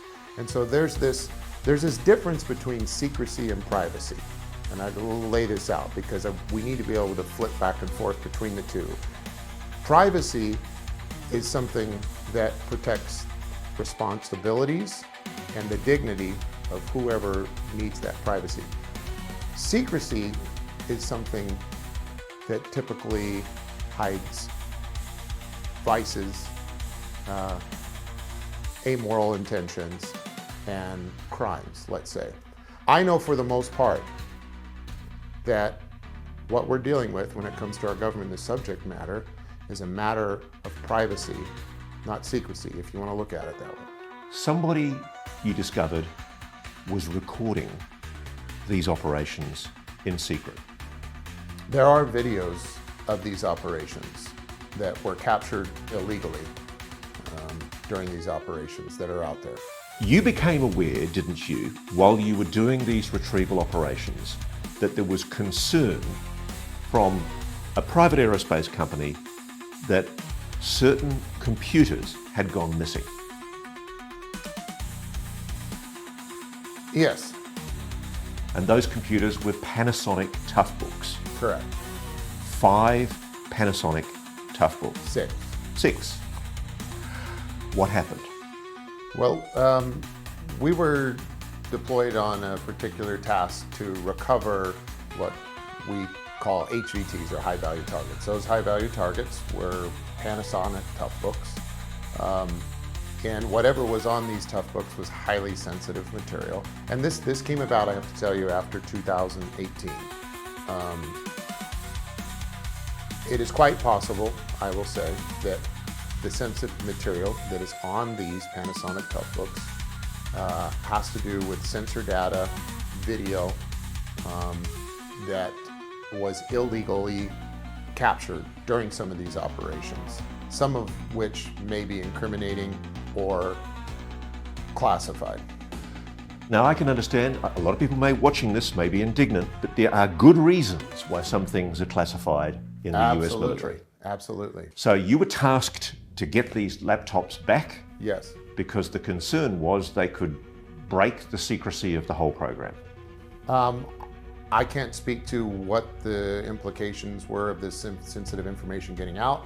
You know, my job is pretty simple. I get tasked on something, I get given a pretty narrow scope, and after doing this for 20 years, that's enough for me, because everything that I've done up until now is I've been very well taken care of, and everything, I trust the process by which we operate. So I'm only preloading it that way because that wasn't the case by the end of this operation. For the first time in my career, by the end of this operation, we began asking questions we've never asked, which is, who are we working for? What is going on? And why did it turn out to be that there were 2 seemingly adversarial parties trying to employ us to go after these HVTs? So what happened? So my team and I worked in coordination with our contact for this particular task. There was obviously another team involved, which is an intelligence team. Most of our intelligence came by way of HUMINT, which is human intelligence, which is essentially the reporting of information by a human, by their own observation and experience. And we recovered our first 2 Toughbooks. They were in the high Sierras, I'll tell you that. And we had first began recon on that particular target for the first 2 in the winter time, and there was tons of snow. So we continued to just observe that location in order to keep tabs on who might be coming and going. It's very remote. There's no way there. The only way to get there would be by foot or horse or helicopter. So we did a couple snow surveys, and at the time the snow was over 9 feet. So we had waited for the thaw before we would deploy to get these first 2. Are you and your men armed? Yeah, we're always armed. Yeah. Because whoever this was is potentially very dangerous. I'm armed when I go to Starbucks, so that's not saying much, but we were armed, yeah. So what? So we recovered our first 2 Toughbooks. We got back to our base location and then went through them and took photographs, discovered that the hard drives were missing, which is something we expected could be the case. We then took pictures and detailed reports of the Toughbooks and the contents of the casing that we found them in, and we delivered them to a very familiar facility, which is consistent with the company we are working for. And then we went back to task and waited for more instructions on where to look next for the missing components of these computers, as well as the other Toughbooks that were thought to have been out there. The next piece of intelligence that came through led us to a lake, a high altitude lake, and we found the hard drives in a sealed steel container 25 feet underwater. Wow. Yeah. So someone's going through a lot of effort in order to hide these things. But you can't blame them. I mean, this is worth a lot of money if you sell it to the right buyer. Yeah, depending upon what's on there. It was clear that, again, it was clear that whatever was hidden was highly sensitive to the employer of the task we were on and to whoever was in possession of these at the time they were being hidden. At any stage, did you find yourself under threat? Yeah, so we didn't get much past that mission. We never recovered anymore. The very next time we went out, things got strange for me. And my spidey senses, my intuition was on high alert because our intel contact changed. The rhythm and style of our intel changed. I'll leave it at that. And when we deployed to the next location to begin our reconnaissance in preparation for going to have a look around, the intelligence began to change last minute. Also, we were given a partnered air asset instead of using our own, and we took it in good faith. And as we got closer to the day in which we were going to deploy, intelligence kept changing. And so that raised my concern. We ended up going anyway, and when we got there, the HVTs were gone, and it was clear that shots had been fired, and I'm going to leave it at that. So when I got back to our home base after that, I made contact with our dispatcher, let's say, and said, we're out, we're done, and I needed space to breathe. We then deployed our own air assets, and we got the hell out of there. You felt you were in significant danger? Yeah, and I was concerned that we were being set up, we were being prepared for the one thing that we've always offered employers, and that is plausible deniability. And that we were perhaps going to be the hidden hand that gets severed. And that perhaps we were the ones who may be responsible for capturing that sensitive material on the front end. Do you think that you and your team had come under suspicion for the videos? Is it as simple as that? I think that's very likely. Or we were a suitable patsy. I do have to put one thing to you. Yeah. Because it's an incident that I've been told about from 2004, and I've been told about it by multiple people. I've been told that a private aerospace company was testing one of its own vehicles, what's referred to as an alien reproduction vehicle, an ARV in the colloquialism. That vehicle crashed somewhere south of New Mexico, possibly in Mexico, and I'm told that a team from that private aerospace contractor was deployed, and while they were there, another team arrived from the US military, and they had innocently been deployed by their government to intercept what they thought was a potentially anomalous craft. And in the course of that encounter, I am told 2 men were killed. Can you comment on that incident? Yeah, there's nothing I can add to that story or comment on. If I did have something to add, or if I had knowledge of that, it would certainly be something I would expect to get squashed by Dopster. And quite possibly, if I was involved in something like that, I probably wouldn't share it for one of my other reasons, which is maintaining the privacy and quality of life of my friends and family. It's too dangerous for you to talk about, potentially. It certainly, it would be, yeah. Can you speak more broadly, without referring to that particular incident, speaking broadly about the implications from the program? Do you believe people have been hurt or killed as a result of attempts to protect the secrecy of this whole venture? Yeah, it is my understanding and belief that, unfortunately, that is true. People have been murdered. That seems to be the case. You were in a situation where what you were doing was plausibly deniable. You felt under threat.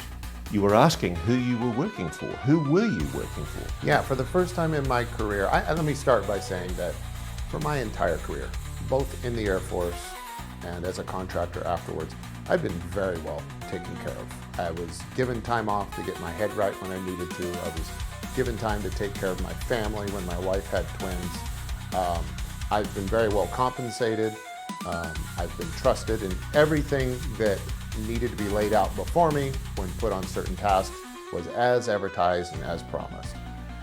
That all changed in 2018, and I cut ties and had to get rid of everyone on my team and build a brand new team from scratch, the same way I always had, but we cleaned house. And I went back and recruited through very reliable sources the type of team members I always have from the places I always have. And we set out to try and figure out exactly who the adversarial parties were that were both interested in these laptops. And again, it was obvious to us at least who the employer was, but they were now in question in my mind as being part of the problem we ran into. And it became clear to me after working in this world that perhaps it wasn't this company. Perhaps there was someone in mid-level management or someone completely external that was masquerading as representatives of this company, and they liked wearing their merchandise, okay? So we came up with a plan, and I decided we're not gonna ask questions down here, we're gonna go to the top. So I reached out to the director of security for the particular organization and a sister organization and set up a meeting with them and went and spoke to them directly about our operation to find out which was true, because there was only two truths in my minds. Either they were complicit or they were compromised. So either their company and their chain of command was compromised, meaning the top had no idea what was going on at the bottom, or they were complicit. This mission that we were asked to do was directed from the top down. So the question in your mind was this a rogue operation? What did you find? What did you find out? Well, I found out that the people at the top claimed to know nothing about it, and they didn't want to touch it with a 10-foot pole, and they advised me to leave it alone.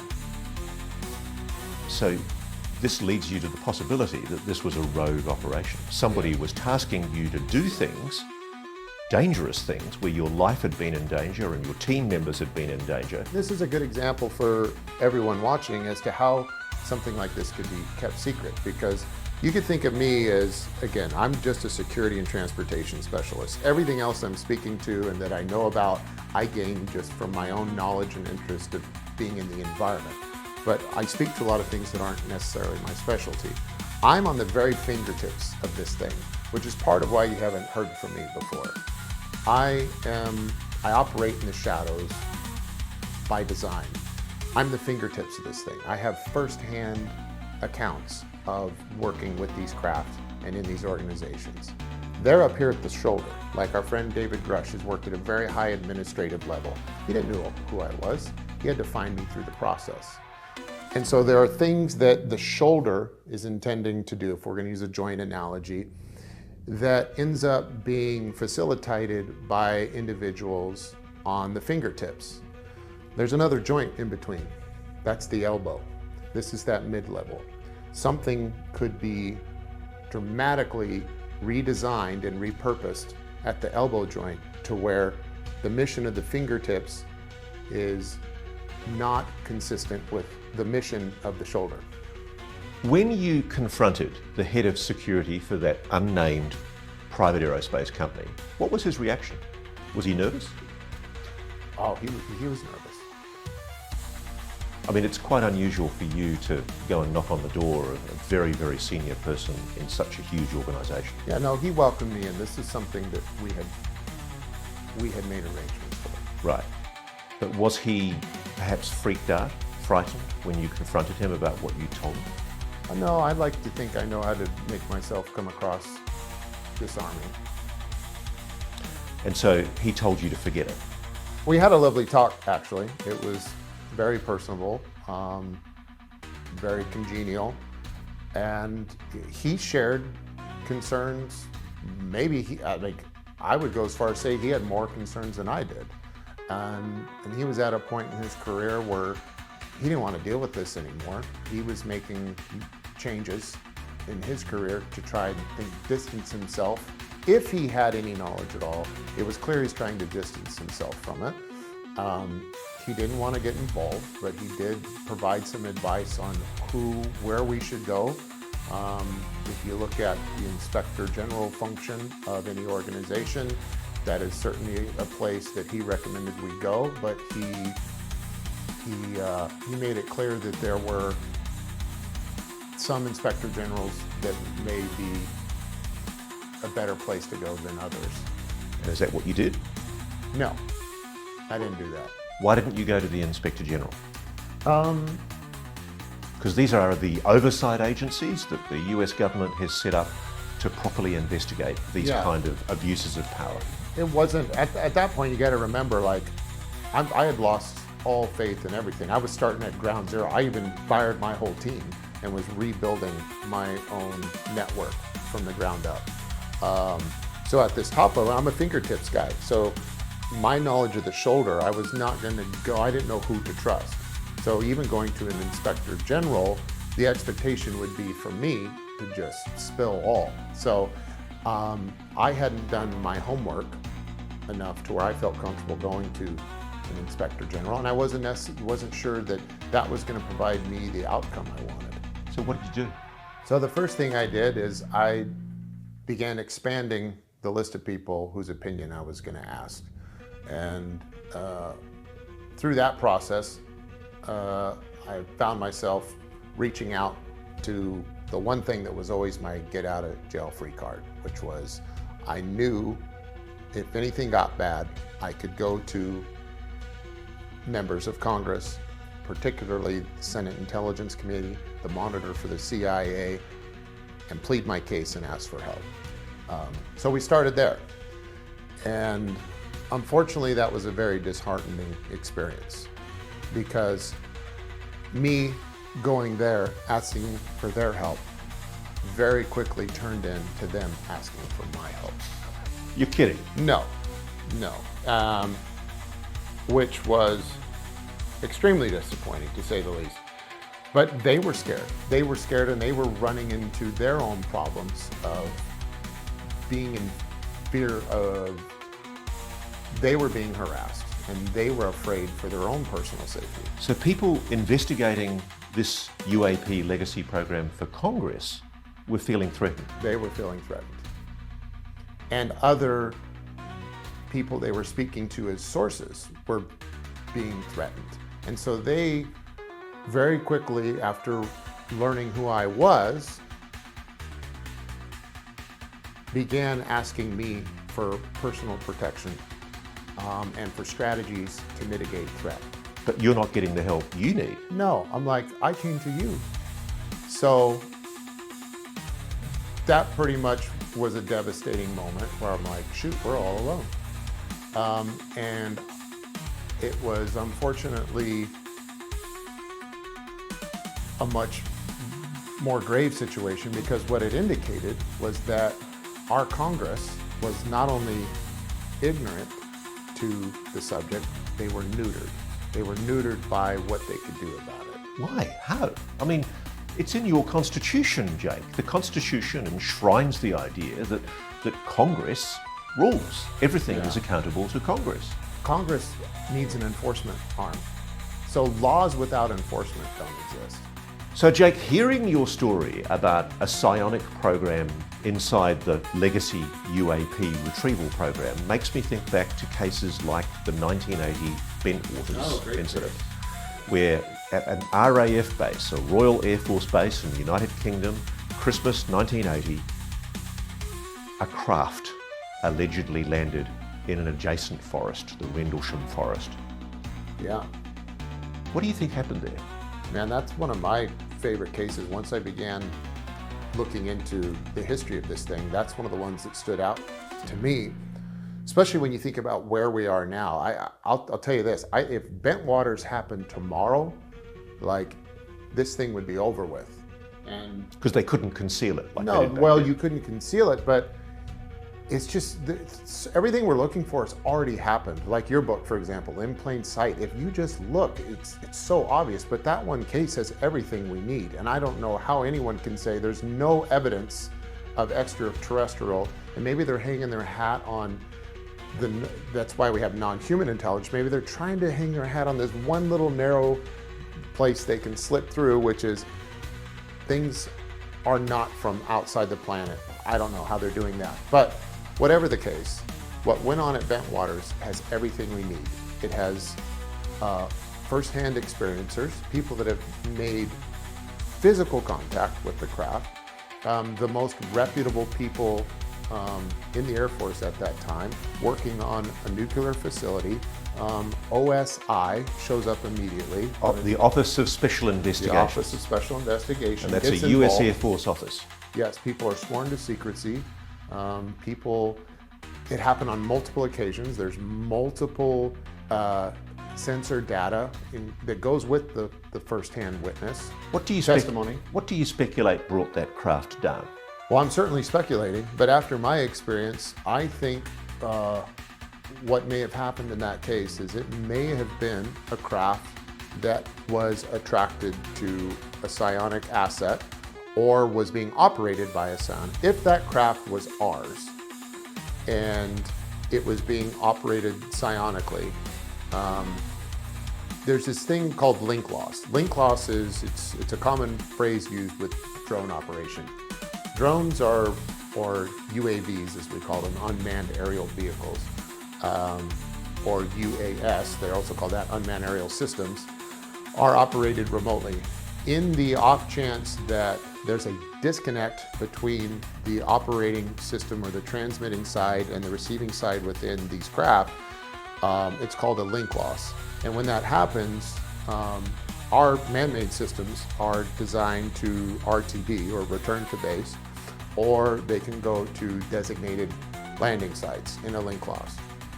So that same system would be deployed, because commonly what happens with a psionic asset who is using a form of intuition and consciousness to connect with the craft, there's a disconnect, we call it, which is like link loss.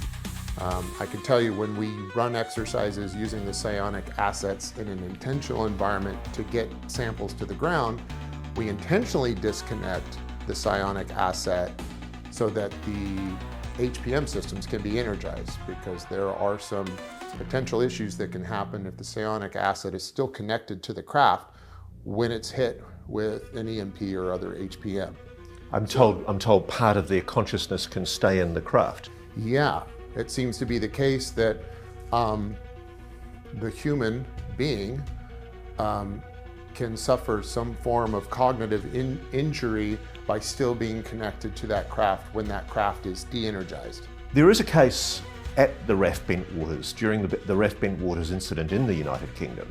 There was an airman called John Burrows who was exposed to what we now know was an extraordinary amount of gamma radiation, dangerous radiation. Yeah.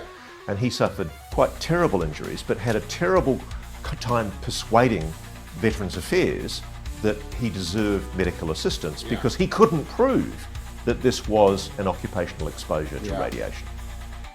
Well, I can tell you, I came to know the name John Burrows because I've been seen by the same doctor as him, Dr. Gary Nolan, for the exact same reason. So what happened to you? We're not quite sure, but the first time I got exposed to what, in hindsight, is obviously a radiation exposure of some kind, is we were transporting HVTs. High-value targets. High-value target, which are, at this time, was a large sealed container. I'll tell you, I was near the continent of Africa, and after this particular mission, me and everyone on my team got extremely sick. How sick? Like physically ill in the hospital. Within weeks after this, I'd lost every hair on my body, which they call an alopecia, migrating alopecia. And I also lost the skin on my arms. So the skin's actually falling off your body? Yeah, like not just falling off, like it was lopping off within a couple of days, like a severe sunburn. This led to a series of all kinds of other, what I have learned since being with Dr. Nolan, is autoimmune issues. I ended up developing a severe heart murmur that I'd never had before, which is the same thing that John Burrows had. And throughout my career, I would have reoccurring autoimmune dysfunction when exposed to other things. I ended up recovering from that at the time, and because of the nature of my work was classified, the VA was only dealing with symptomology, not causation in the treatment of my injuries. And I didn't even really understand that it was radiation. So were you treated for radiation poisoning? No, I was not. Are you being now? No, I'm not being treated now for radiation poisoning. But you're being investigated for what sounds like a radiation exposure. Yeah, because I had other occurrences later in my career after 9/11 when I left my enlisted capacity and went to work as a contractor. I've had other episodes where I've had other illnesses, and I've lost the hair on my body and patched out several times. And to me, I don't know if my fear is that there's something permanently broken that might show up in the form of cancer or God knows what later in life, and we're going to be way behind in trying to figure out how to deal with it. So I did leave the service with a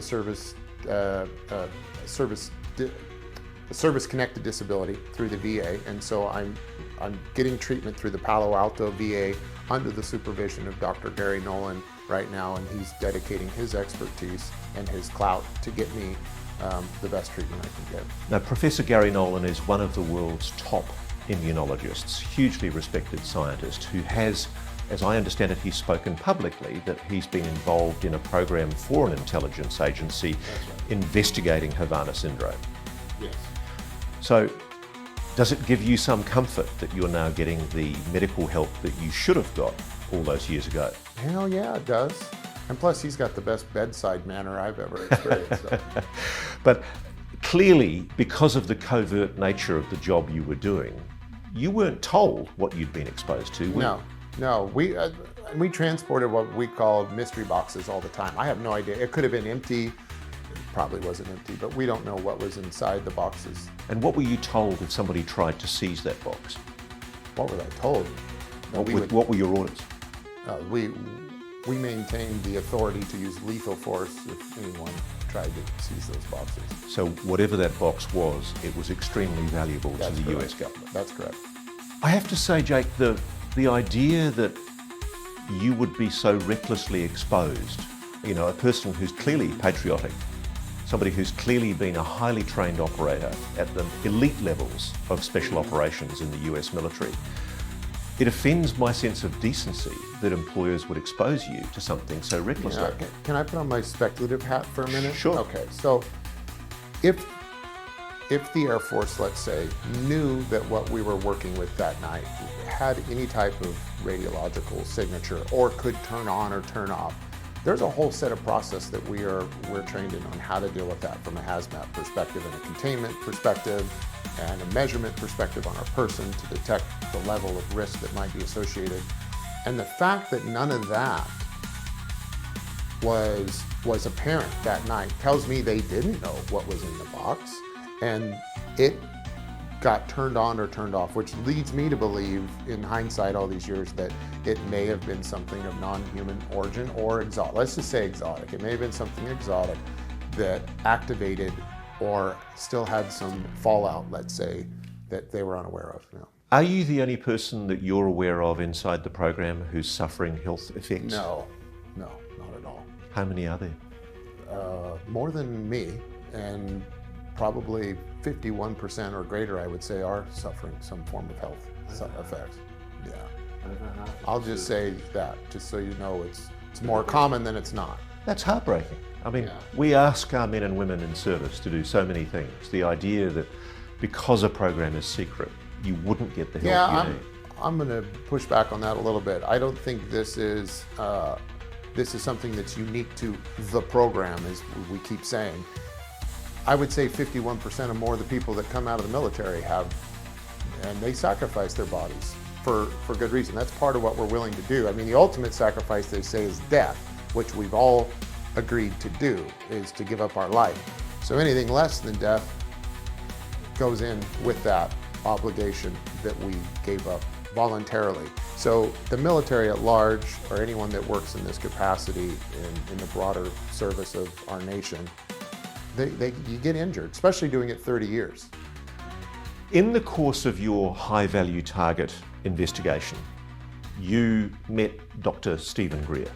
Yeah, I did. What was the purpose of meeting Dr. Stephen Greer?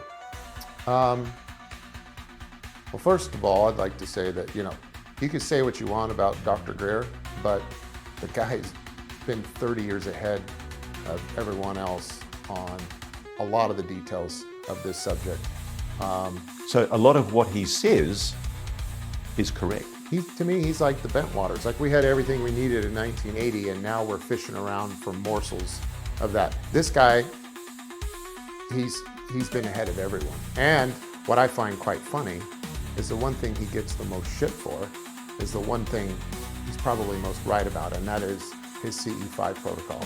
So CE5 is when he uses meditation and he claims it engages telepathically with the phenomenon. Yeah, that's his term for it. Like, we don't use CE5. We don't use Dr. Greer's protocol. No do other people in the program or subsequent program. So CE5 is real?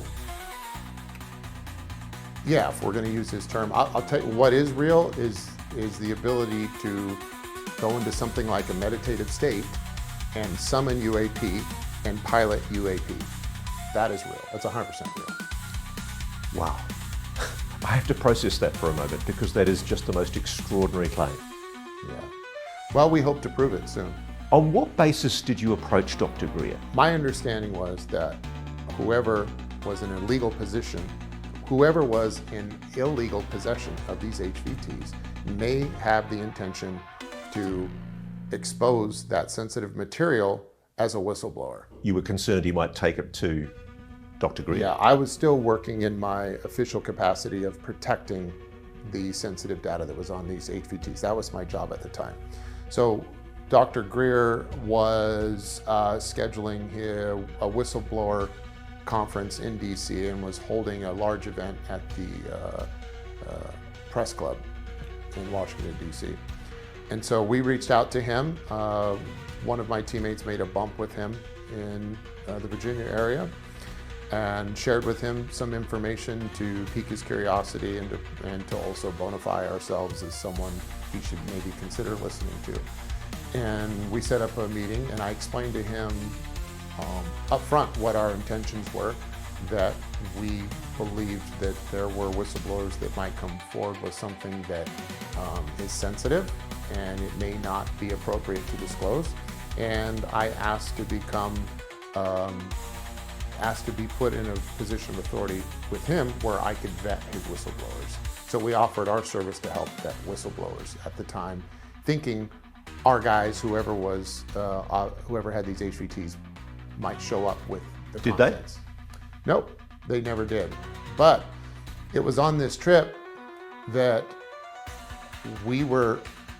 what was interesting at the time is we were contemplating our own whistleblower path forward. Because of what had happened? Because of what had happened. It was happening at this time. And so what surprised me is during this event, a young Marine named Michael Herrera came forward with a very particular story and spoke of a particular operation that we were aware was taking place, or operations like it, let's say, were going on. And I saw this young guy get up there, and it just spoke to me. Call it my intuition that was blessed.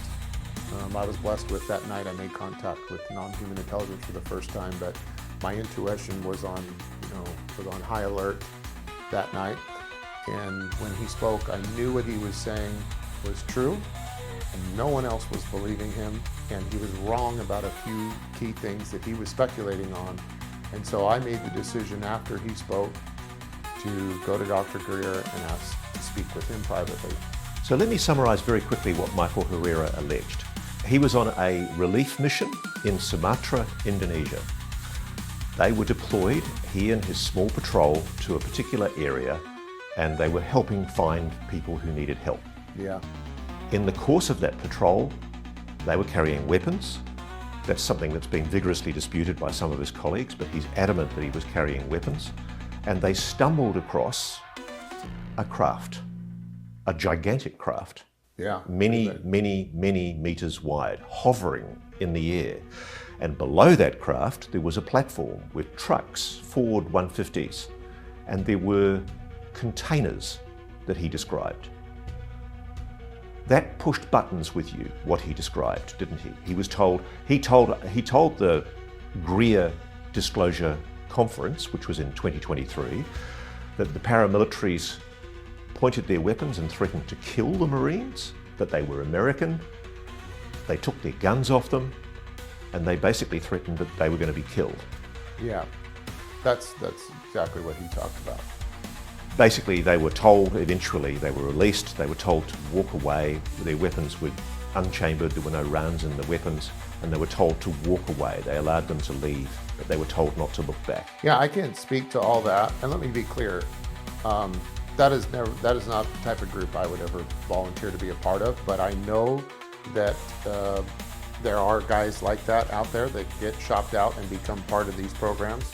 The particular part that struck me were two things. One, the description of his craft. Although the size was enormous, I have no experience with a craft that size, but the craft he designed was precisely the same craft that we had come in contact with in our operations within the United States, and that is, it was a disc with the 8-gon construction when viewed from above. The other thing was he spoke of the containers, and his initial speculation was that they must have been moving drugs because they had something on the top that looked like some sort of HVAC system of some kind. And I knew right away those were the same type of containers we use for the SCI team when they're operating and being transported. So what are the containers used for? The containers are used for transportation of the SCI team and also just as an operating base. It's a mobile operating base. And so this quickly went off the rails because for some reason, the term human trafficking got put into the story got put into the minds of the people that were hearing his story after I got involved. So what did Michael Herrera think? He thought they were either gun running or drug running, didn't he? Yeah, he thought that's what he assumed, they were running drugs. And I knew that those type of containers, when associated with that craft, were used for the SCI team. That's why they had mini split HVAC units on the top, provide comfortable environments inside for humans for either transportation or for operation. You can operate inside those containers, and they're sealed. They're kind of like a Faraday cage in that regard, where it allows you to concentrate. If you're going to operate from those, you can concentrate on your work as a SCI asset, or they're used to mobilize. So clearly, whoever those men were, they were American, they were private military contractors, and they weren't very friendly. No. Are they the people that you feel pose a threat at times to the legitimate operations of the program? Yeah, I think it doesn't take many bad apples to ruin the batch. Because to make the point, you're at pains, aren't you, to emphasise that generally this is a well-run operation that runs on ethical boundaries, moral boundaries. My primary message that I want to get across is that this mass vilifying of what's referred to as the military-industrial complex is a very bad idea. And there are very good people that work over here. Not just good, the best and brightest that America has to offer. And the goods and service that are provided by those organizations which fall under the military-industrial complex are the goods and services that make our country the greatest in the world, and we benefit from those on a daily basis. And so to mass vilify it en masse is not only, and that's a crime in itself, but it's a shame, and we're so hungry people are so eager to quantify where their threat is coming from. We want a bad guy. And this is not an entire cabal of bad guys. There are a few bad guys like it everywhere that operate within the military-industrial complex, and unfortunately, their operations get the spotlight. So you decided that Michael Herrera, his account made sense to you from what you knew about the program. What did you do? I told him what I believed was going on, and that I knew that there were operations going on OCONUS in third world countries to recruit and train psionic assets and whether or not this was an opportunity to recruit or provide job opportunities to new people, or he stumbled upon an operation in which they were currently being deployed and maybe they had to evacuate themselves from that area because of the natural disaster. Who knows? But that's all speculation. There's two implications that come out of that. Firstly, we're recruiting psionics from Indonesia, a foreign country. Yeah. Are those people given, are they voluntarily going? Are they? Yeah, it's my understanding they're very well taken care of. You have to think, and this is where the human trafficking idea was a very unfortunate turn in Michael's story, especially after my involvement with it, because now, oh great, now we got this guy that is at least somewhat indirectly informed that there's a human trafficking operation. And when we talk about human trafficking, we think of sex trade and all kinds of other things, and this is not it at all.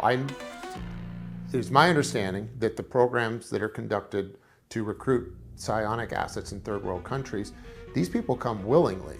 And if you were to go down there and try and liberate them with any type of, liberation army, you would be liberating people that don't want to be liberated. They get very well taken care of, they get fed. There's actually a sense of pride, especially within the Native American communities that have been involved in this program that do cooperate outside of CONUS as well. There's a sense of pride with this skill and ability.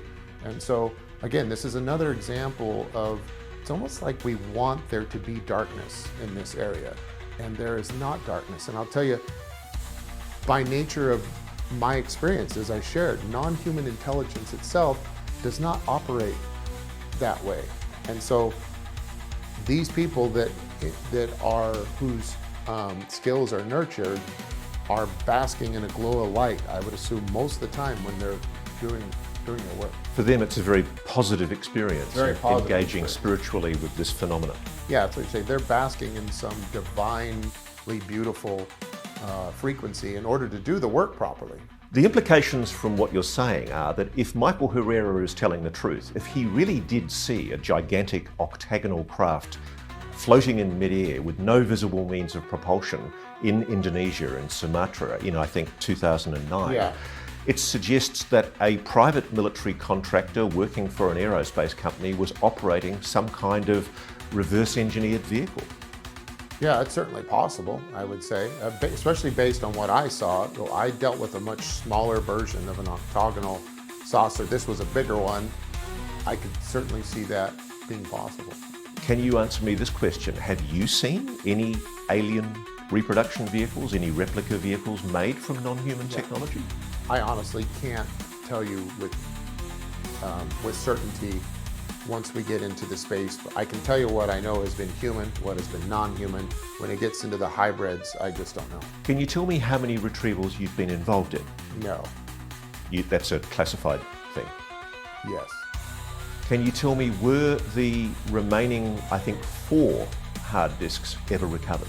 The 4 tough books, to my knowledge, no. We stopped at 2. So there are still 4 hard disks containing potentially incriminating material at large somewhere. Or somebody else was hired and they recovered them. Is it a question mark in your mind that maybe it was a foreign adversary power that was trying to procure this incredibly sensitive Yeah, evidence? that's certainly possible. Was there a name for the psionics? Was there a term that you used for it? There's a term we used, Which is what? P3 program. Why the P3? There's 3 Ps. It's the psionic predisposition potential. P3. Yeah. Now, that's not an official program name that you'll find anywhere. That's why I'm able to say that. From your understanding of the kind of people, obviously, who were capable of psionic ability, obviously there's people of Native American background, people from third world countries that are deeply spiritual, that appear to have this capacity to engage with the phenomenon. Was there any other group that was especially susceptible to being able to engage with this technology? Yeah, kids, Children. children. It's been suggested to me that left-handed gay men are particularly good at it. Yeah, that certainly seems to be the case, that there is a larger distribution of the predisposition amongst children and gay men.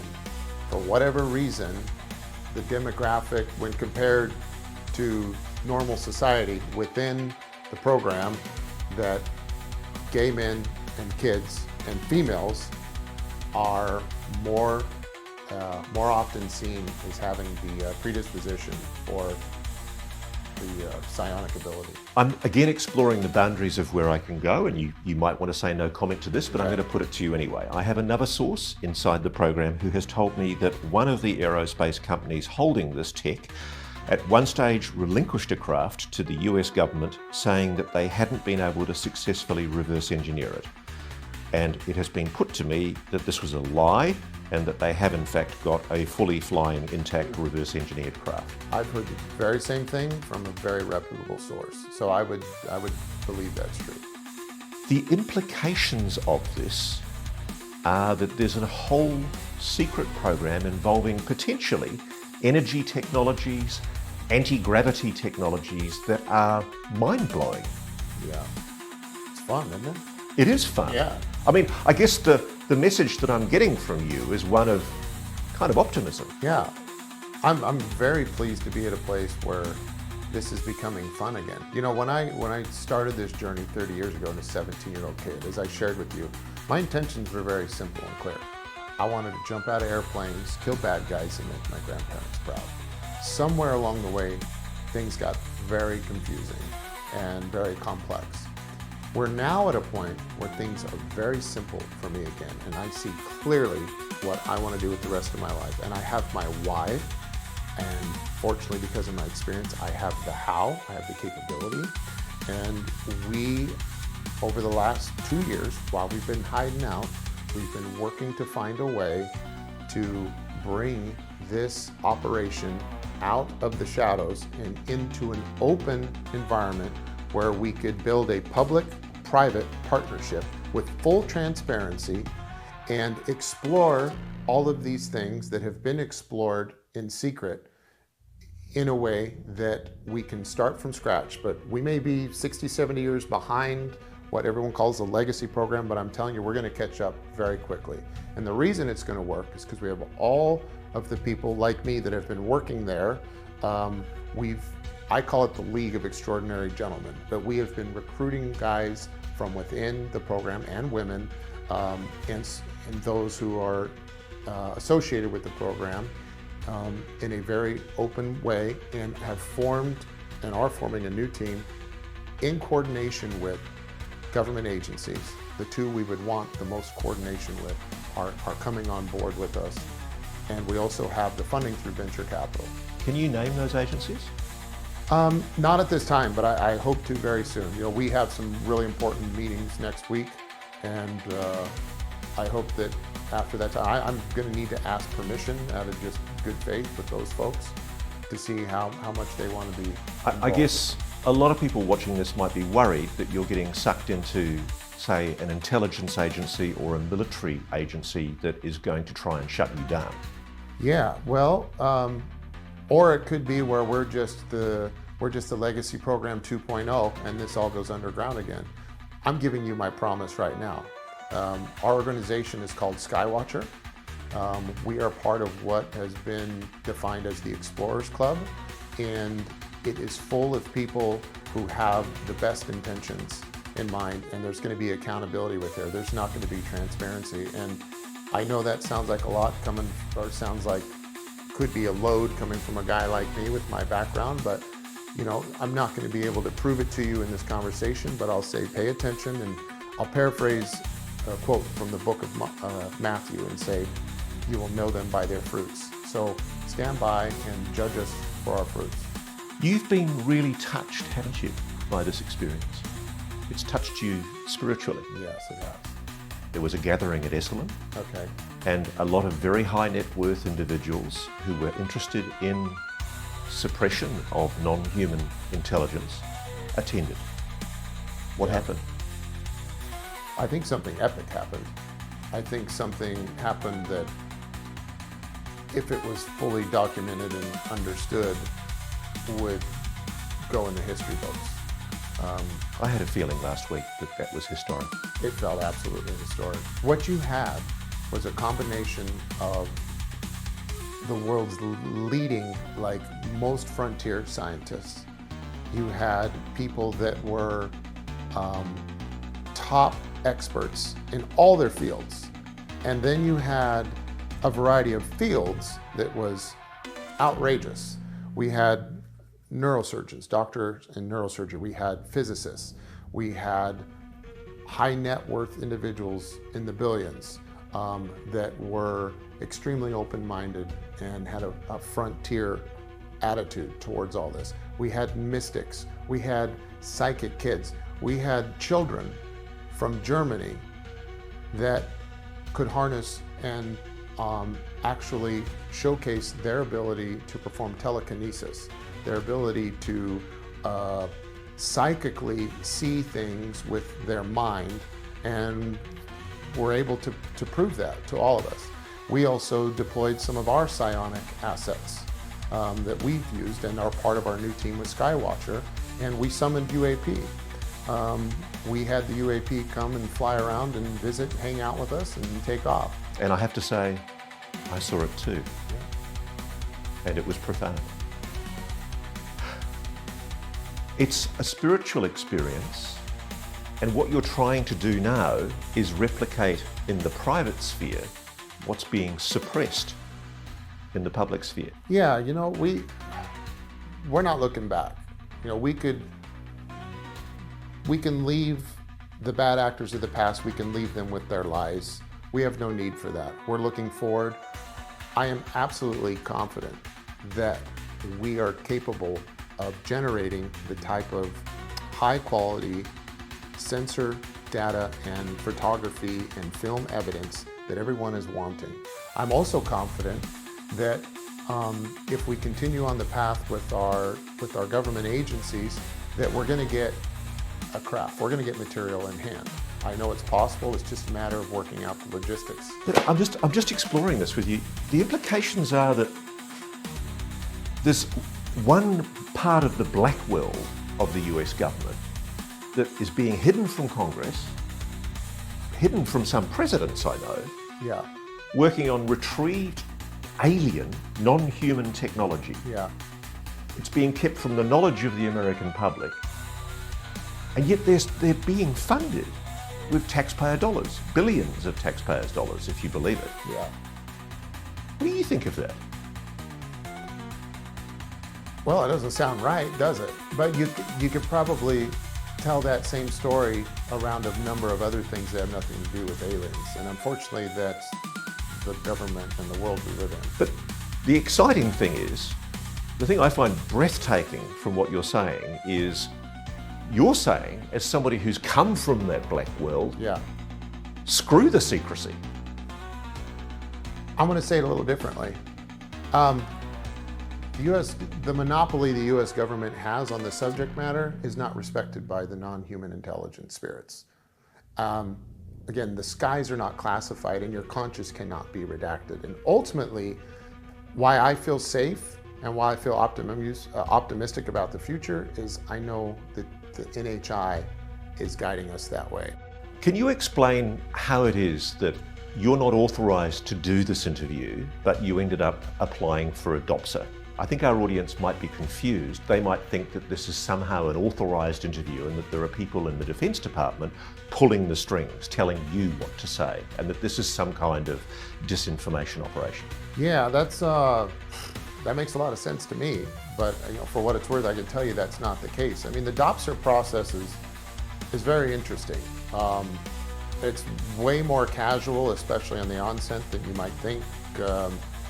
When you take into account the ramifications for violating the mandates that come out of it and the subject matter that it's supposedly protecting. But they get put in a really tough spot, and this is part of something we aimed to take advantage of, I guess you could say, by interrogating the DOPSA system. One of the things I haven't shared yet is in our effort to find out who we were looking for, one of the ways we came up with on how to do that was to query for who might want to redact statements we intended to go public with through DOPSA. So you filed, I think, a fictionalised account of some of your experiences to DOPSA. Yeah, so any author or anybody that's going to be contributing to an author put something in writing or to share it orally like this,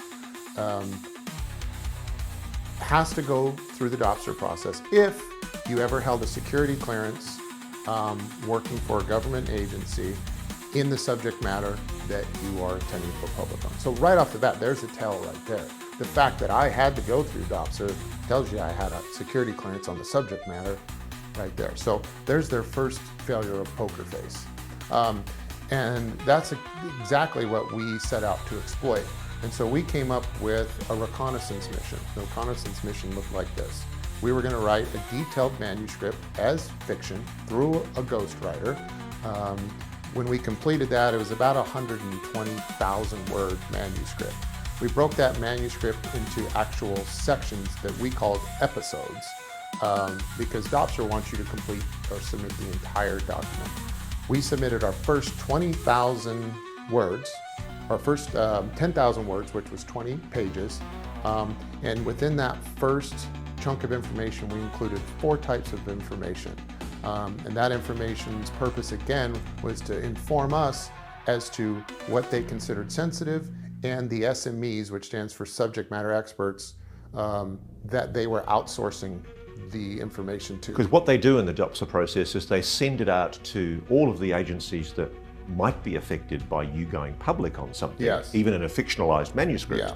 And they say to them, is there anything in here that needs to be redacted to protect national security? That's correct. And it could be, you could present it to them as fact or fiction. It doesn't matter the context. But more importantly, if it's protecting national security and it's redacted, it has to be a legally authorized program, doesn't it? Yes, it does. So this is what we use to set up our 4 categories of information that I want to get through with you. Category 1, we included in that manuscript information we knew was classified, that we were privy to. And we knew that was patently classified on a very high level. Information category number 2 was information that was classified, but we knew only existed within the hearts and minds of the operators that were at the fingertips of that operation.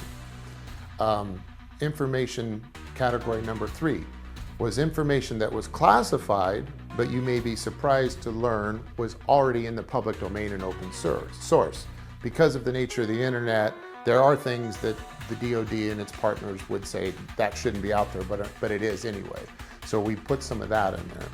And then we had our 4th category information, which was the most fun, which was where we took a little liberty and went fishing.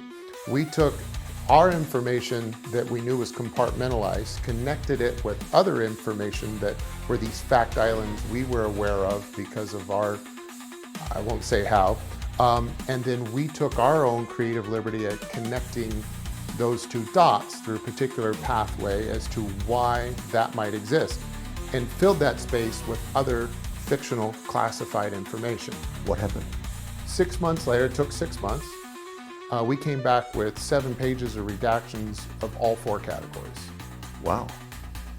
So 1, that confirms there is a classified program relating to this information. Yes. Wow. Now there was a counterplay here.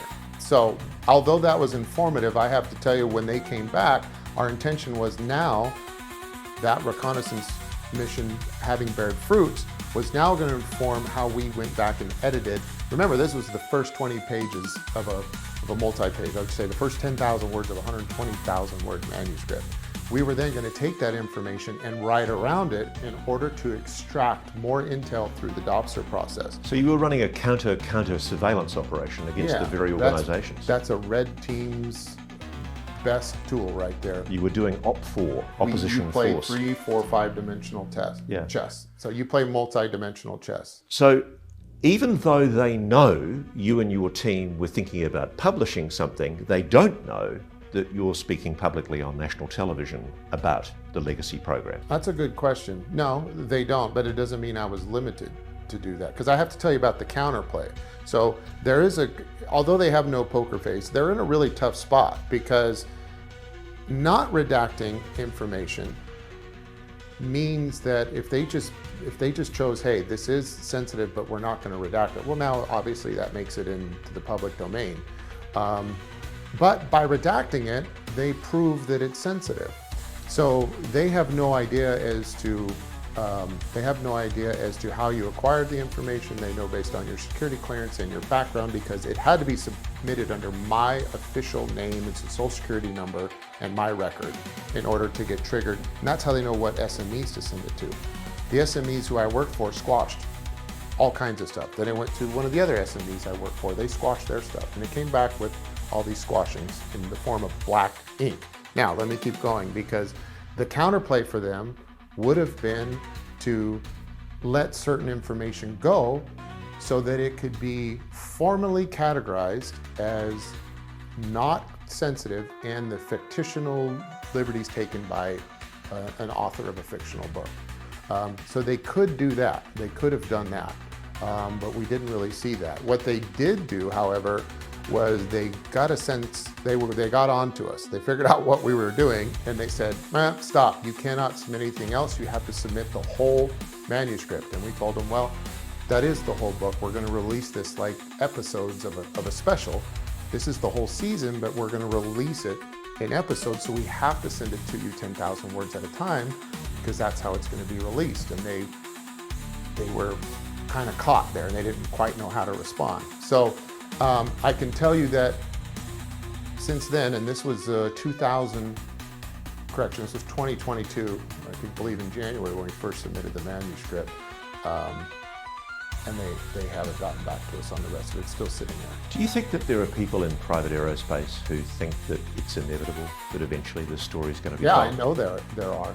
And we have a lot of people in private aerospace that are part of our Skywatcher program that have come on our side. Just echoing the point that you made earlier, that the military-industrial complex is not one big monolithic organisation that says the same thing and has the same view. There are people, I know, inside the military, inside the intelligence community, and you've been one of them, who basically think it's implausible to try and keep this secret, and moreover that the public has a right to know. Yeah, it's going to come out. It's all coming out. It's coming out probably like this year. So you think yourself the public has a right to know this information? Not all of it, no. What sort of things need to be protected, do you think? Anything that affects national security. Like, we have to be careful of what we wish for. Like, we don't know what we don't know. Even me, I don't know what I don't know. And if we're at the point where we have so little trust in our government that we're just gonna, there's a reason it's called catastrophic disclosure. Catastrophic is not good for those calling for heads any more than it's good for those whose heads are being called for. Like, we as a public do not want catastrophic disclosure. What we need, again, there's a few bad apples. We need to maintain our institutions. We don't get rid of them. We need to find a way to get the right people promoted to positions of power and trust, and we already have that. It's called the Gang of Eight in Congress. They're a big part of that. Right now, it's not functioning that way, but we're not going to change. We can't change the structure. We need to get the right people into power, into positions, start looking into it. And again, you don't need to rely on the government. It's already there. Like, what we need to know is this. We need to know that we're not alone. We need to know that there's a profound spiritual component to our existence. And that's just for the sake of our own fellowship as creatures sharing this planet. But also there's an extreme amount of utility in our ability that has been suppressed forever. So if we could learn how to use that, and also for those that are keeping the secrets, keeping a secret is a bad way to try and study something. We need an open source. We need all hands on deck, all brains on deck, all consciousness on deck in order to find out how we can exploit this in the best of ways in order to come up with things like zero-point energy, let's say. Until we do so, we're going to be stuck with the same problem we have been for all the civilization, and that's battling for limited resources. And if we could solve that problem by something that might come out of disclosure, that would be something I say should be disclosed. Things relative to national security, no. And we can't trust ourselves. We can't say, give us all of it because we don't trust you. We have to put trustworthy people in position and let them make that decision. Okay, let me ask you this way then. Do you think the public have the right to know that we are not alone. Yes, I'll say yes to that. And the thing I find shocking, though, is that the most beautiful thing that you've described to me, the most exciting thing, is what I think our audience is going to have the biggest trouble with, is believing the idea that human beings have the capacity to do things with their minds that have been suppressed. Yeah. I just kind of smile because that makes it more entertaining for me, because they're going to be shocked. But you know what? I don't think that's necessarily the case. I think there's more people that believe it. They're just not talking about it. And I can tell you for a fact, even within our world of hardened operators at the highest level, guys that are still in, behind closed doors, we all know it's true, and we have the most emotional talks, like we're part of Oprah's book club. I mean, it's true. And right now we're in a moment where the truth is being obfuscated and twisted. But the truth, I'll tell you, is our weapon. And when we're willing to accept the truth, no matter how profound or earth-shaking, is when we move into a position of power. And it's going to liberate this subject. And you know what? How fun would it be if we're right? I'm not telling you, it'd be different if the government and what was being hid behind this subject matter was the fact that there was an asteroid on course for Earth, that there was no way we could redirect it, or there's no way we could defend against it, and we were all going to die in the year 2020X or whatever it is. That's not what's being hidden. What's being hidden here is something extremely positive, and it's something we've all hoped for. It's the one thing we've all looked for in all of our religions that we celebrate across the world. It's the one thing that we want to be true of our religion, and it's the one thing that the one common thread amongst all religions. And so that's what's being hidden, and that's what we're going to find out, and you can't bottle it up. The implications of what you're saying also are that potentially there is some kind of capacity to draw incredible amounts of energy from the quantum vacuum. I've seen it. You've seen it. I've seen it. There's also, obviously, the capacity to use propulsion systems that are far beyond what we're describing. Yeah, that seems to be the case as well. Anti-gravity. Anti-gravity. They know about it. Anti-gravity, zero-point energy. Those secrets are being suppressed from our knowledge. I've seen demonstrations recently that, again, proves that the government doesn't have a monopoly on this. We know that they have been working on it. They seem to have been doing a good job in keeping others from making their own independent progress. But that time is changing. Independent progress is happening right now, and it's coming out. That's why I'm so confident. We don't need to rely on their body of lack of evidence, let's say. We don't need to rely on that. Like, it's here. Like, the shift has already happened. There's people in Silicon Valley and around the world that are so financially independent, so intellectually independent, and yes, so emotionally and psionically independent that they don't need the government to tell us those things. But we still have to work through that. Do you think the aliens, the non-human intelligence, wants us, humanity, to know about their existence? Yeah, I do believe that. That's the message that we're getting. So you felt that yourself when you connected? Message. And there are others that I know of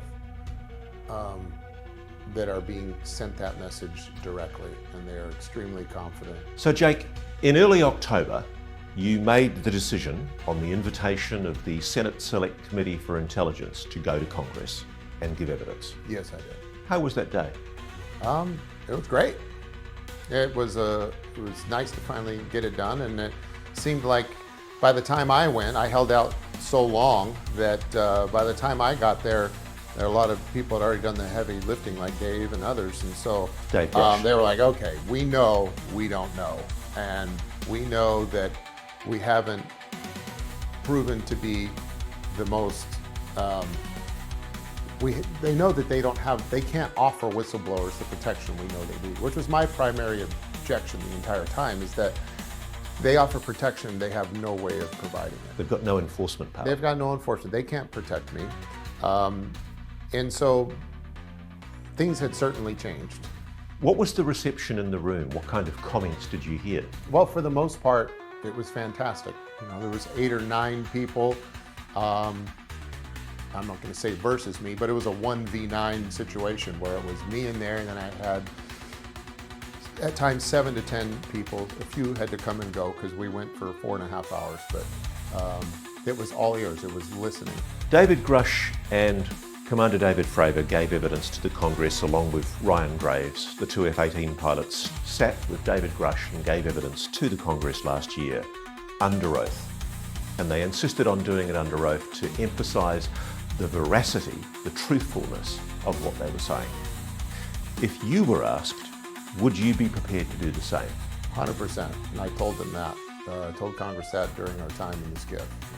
What impact do you think you had on the people listening in the room at the Senate Select Committee for Intelligence? Well, we laughed, we cried, we had a lot of serious talk. So if anything, I would think I came across sincere. Keep in mind, we were scheduled for a 2-hour block. We went 4.5. So they were definitely engaged. They seemed like they were sincere in their effort to find out what's going on. Why hasn't somebody like you with first-hand knowledge of the program come forward so definitively before? That's a good question, and that's what I kept waiting for, more to come forward.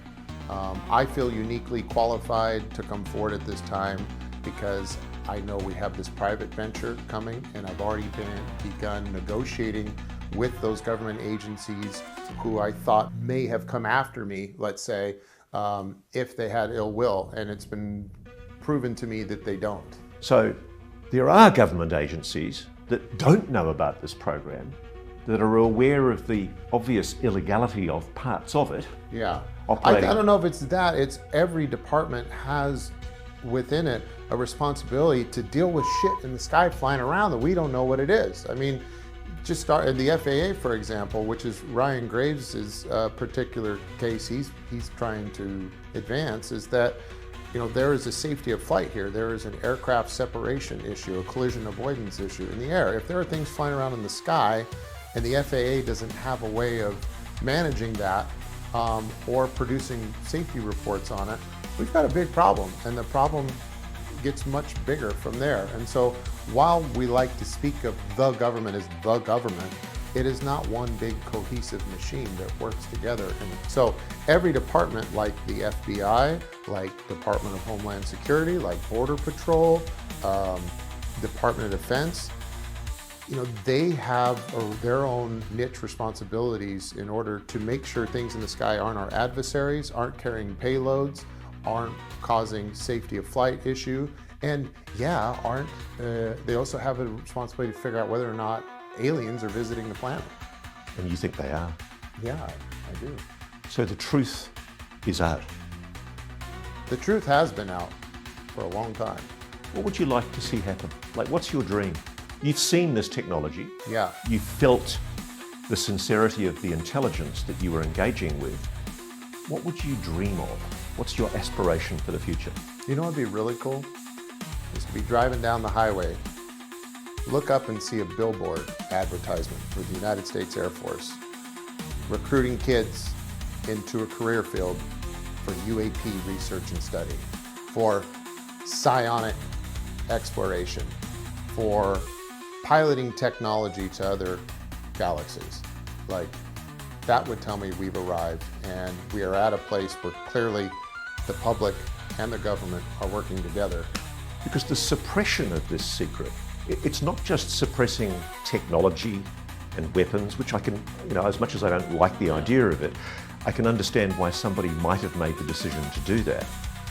It's suppressing spiritual knowledge that you think the public's got a right to know.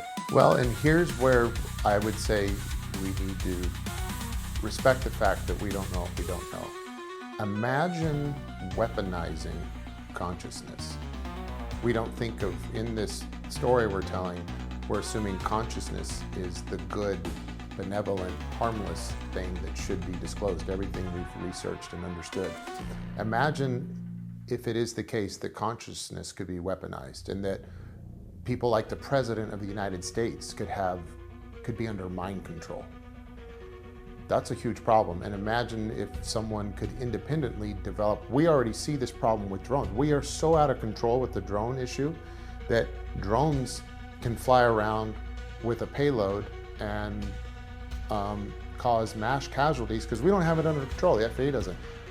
We just, unfortunately, we don't have the CFRs, the Code of Federal Regulations, and the people hired to deal with something like drones. Imagine if we had to manage and police the malevolent use or the weaponization of consciousness. That could be a really big problem. Have you done any operations yourself, retrievals or operations involving the Legacy program in Arizona? No. Have you seen the rubber duck video, which was shot by Border Patrol from a surveillance plane over parts of the Arizona desert? Yes. Do you know anything about that object? I don't know anything about it. Are you aware of any underground bases? Yes. Have you visited any? Yes. So they exist? They do. Can you tell me any more? No, Ross. You can't blame me for trying. No, I don't blame you. Do you know anything about the Phoenix Lights incident? I'm familiar with that story. I remember hearing about it when I was a kid and going, oh, that's interesting, but not believing it. But now knowing what I know, it seems very clear to me that was a legitimate non-human intelligence that had flown some sort of craft over Phoenix. Which raises the question, all over the United States right now, US Air Force bases are being buzzed by what they call drones. Yeah. And funnily enough, nobody's seen one of these and been able to recover one because so-called electromagnetic pulse weapons don't work on these objects, whatever they are. Not all UAP respond to the same weapon system. It raises the question, is the phenomenon making itself more overt, do you think? Is it trying to wake us up? Certainly is to me, in my experience, but it's hard to say. I don't know how to look at that from a completely objective. I don't know how much it's shown itself over the decades and centuries. Because a lot of people watching this, sad to say, you're pushing them up against a barrier of doubt, indecision, stigma and taboo that's been attached to the subject for 80 years. A lot of people aren't going to believe this. What do you say to those people? I'm not here to make anyone believe anything. It's exhausting. Like either you're going to get it or you're not going to get it. Like in our own capacity, we've operated Skywatcher already. Me and my team on the very first outing summoned a white egg in broad daylight. And while I have pictures of it, I'm happy to share with you. We calculated this object to be traveling, depending upon the slant range distance, anywhere between 3,000 and 11,000 miles per hour based on the size. We're still analyzing the data we collected from the range, and we're happy to show that to you. And so what else could that be? There's this other way of looking at this. Like we can put all this information before you and you could say, it's not this, it's not this, it's not this. We're at a point now where the amount of information is so overwhelming, the probability that any alternate explanation for its existence is there is so much less than the probability that what I'm telling you is exactly what is going on. You want this investigated, don't you? Yeah, I want to do the investigating. That's what we're doing. But would you quite like to see, as a result of this story, would you like to see yourself questioned and held to account for evidence and tested, your allegations? Yeah, we have an opportunity right now to work with the U.S. government as a private partner.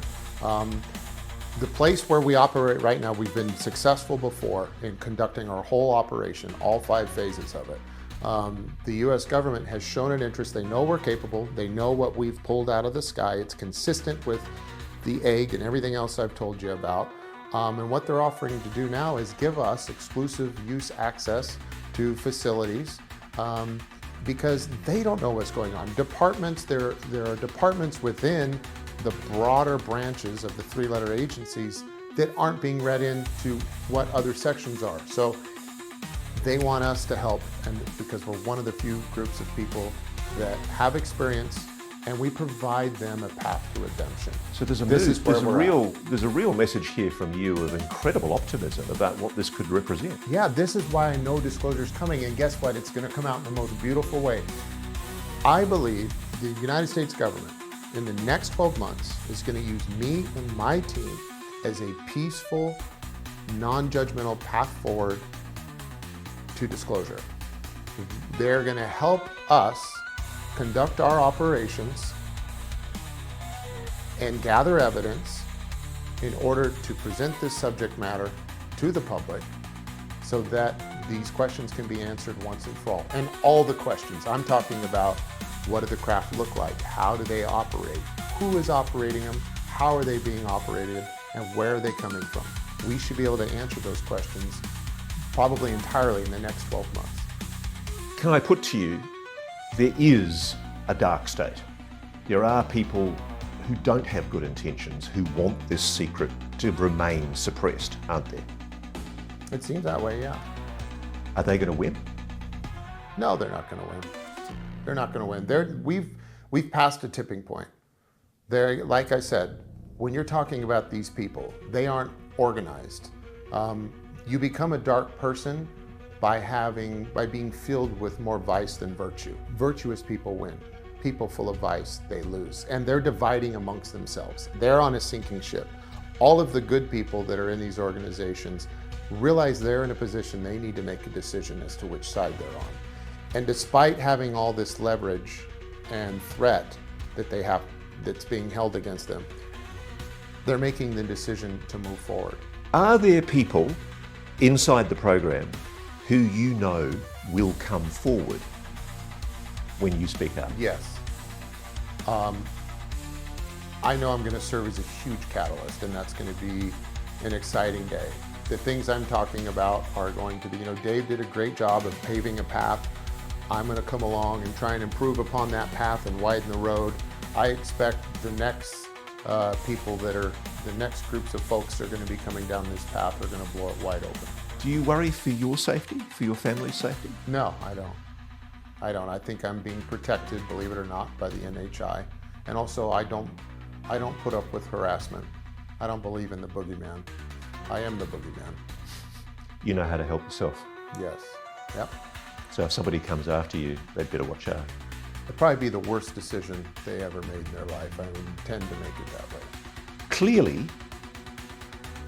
at the heart of all of this, there's been an 80-year cover-up where we've all, outside in the normal world, been told that this is nonsense. Aliens aren't real. Telepathy is nonsense. How do you deal with that? How do we reverse decades of stigma and taboo? You inform yourself. Why are we relying on these people that have been keeping the secrets to let us in on the secret? Why don't we make their secrets obsolete by capturing the evidence ourselves and becoming all firsthand experiencers of the phenomenon and the technology? Because that's possible. And from what you're saying, Jake Barber, that's a beautiful experience. Yeah, it was the most beautiful experience I've had in my life. Would you like to see your kids one day doing that work? My kids already are, believe it or not.